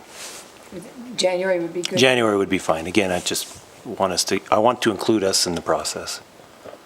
So what we did last year is, we had 4 meetings and we planned out the latest time in January that we could get, because that would give us the most amount of time. And then we bring forward a tentative budget to this committee with the idea that, again, like we saw last year, there were only small changes. And at the very end, after the budget was accepted, we brought back a list of what you saw, a tentative budget, and what changes were made through the process. So, this committee was involved, and that's what we did last year. So last year we set it for, looked like it was January 20th or 29th. And so the idea, and that's one of the items on here, I brought the calendar, do we want to set up, like we did now, set up the scheduled meetings for next year, and, what would work best for this committee so that we can at least, start preparing for them. As I recall, didn't we also meet in March? It was like just Yeah, so about just 2 months later. Yeah, we met the end of January, we met in March, June, and September. And even then, even though we saw everything in March, there were still changes before it went to the Board of Supervisors. There were small changes, yes, but we did bring back that reconciliation to say here were the changes that were made. And that's just because, again, it is so early in the year, it's hard to have absolute numbers. Committee? I've heard from two, although I'm not taking a vote. That concept is fine with me. I certainly would be interested in an informal invitation to the ribbon cutting at the plant. Just because I think we're spending a lot of money there, and it's important from this committee's perspective to kind of translate the written with the real.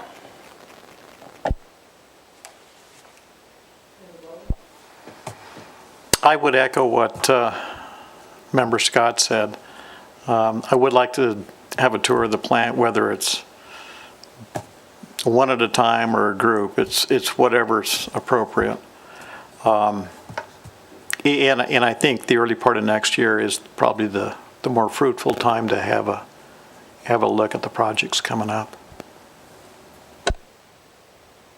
So what I'll do is I'll reach out to each one of you and just see what works with your schedule, as we get closer to the project end, and then I'll also let you know when the ribbon cutting, when it's finally decided.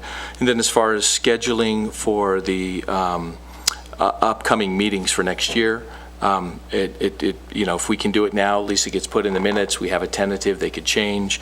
And I was looking at, is that something you want to move forward with? And I can throw out a couple of dates, see if it works for you. Are you talking about the whole year? Yeah, This year? yes.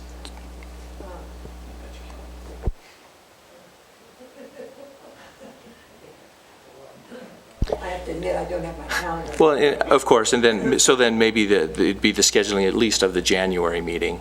And as I look at the schedule for this room for January, we'd done these meetings on Tuesdays, of course. There happens to be a Board of Equalization following that Tuesday, but Monday, January 29th is available, if that would work for this committee. That's in the afternoon. So if you wanted to do the same thing, we would schedule this 1 to 4. Yeah, because that's... Yes, because that's usually longer, because we're looking at the budget and other things, so... And what we would do is we'd bring back, like we did last year, a tentative budget, both an operating and a capital side. And again, I emphasize tentative, but if there's any changes, of course, we would bring those back again. And that capital projects would also be on that agenda, correct? Okay. Yes. Monday, January 29th seems to be a thumbs up. Okay. And then the other items that are just, they were just listed here. There's just discussions that we had, and, no decisions today, but just items that we talked about last year. There's the water rate structure. We've talked about that multiple times, things that could be agendized for next year. The discussion, we've brought it up today, and that's the water, sewer, and stormwater consultant. So as we get closer to that, getting some input into what specificity you may want to see. These are just idea items that we threw out for future items that we could have discussions on next year. Right, and I don't know, looking at it, I'm not sure the consultants have too much work to do on the sewer side of it, I mean, which seems to be a very healthy fund and seems to be doing very well. And whereas I think the water and the stormwater and so forth do need to be looked at by the consultants, so, as far as the rate. Because of check. Pardon me? I said the sewers is good because the check for the plant hasn't cleared yet. Yeah, right. And I just want to emphasize, and we'll go through this as we discuss the various funds, but, as I mentioned, I think, the numbers for the sewer side, like in the cash reserves look good because the expenses haven't hit yet, but they're there. And the other things that we have not talked about are the collection system and the reuse system. And, there's a significant resource needed. And again, we did not, replace the plant, we replaced a major component of the plant. So, I just say that out as information. I don't want it to come as a surprise. And that is what the vice chairman was pointing out, that the check for the sewer plant hadn't cleared yet, so that's why it looks so healthy. Remember? One other question of the committee. Do we want to include the top 3 or the top 5 of staff's suggestions regarding ordinance updates Yes. as an agenda item? Is that Yeah. okay? David, are we going to have time to do that in January?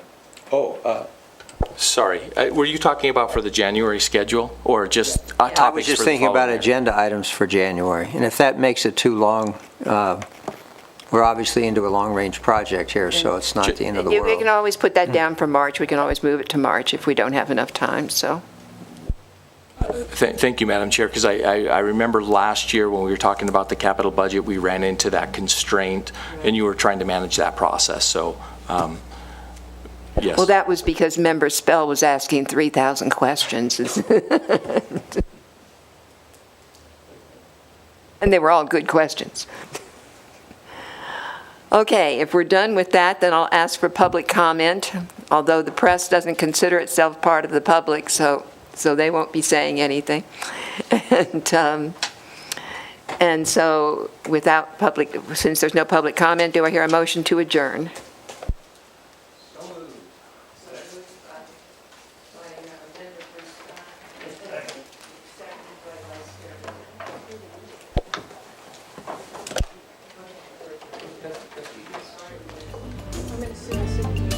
I'm going to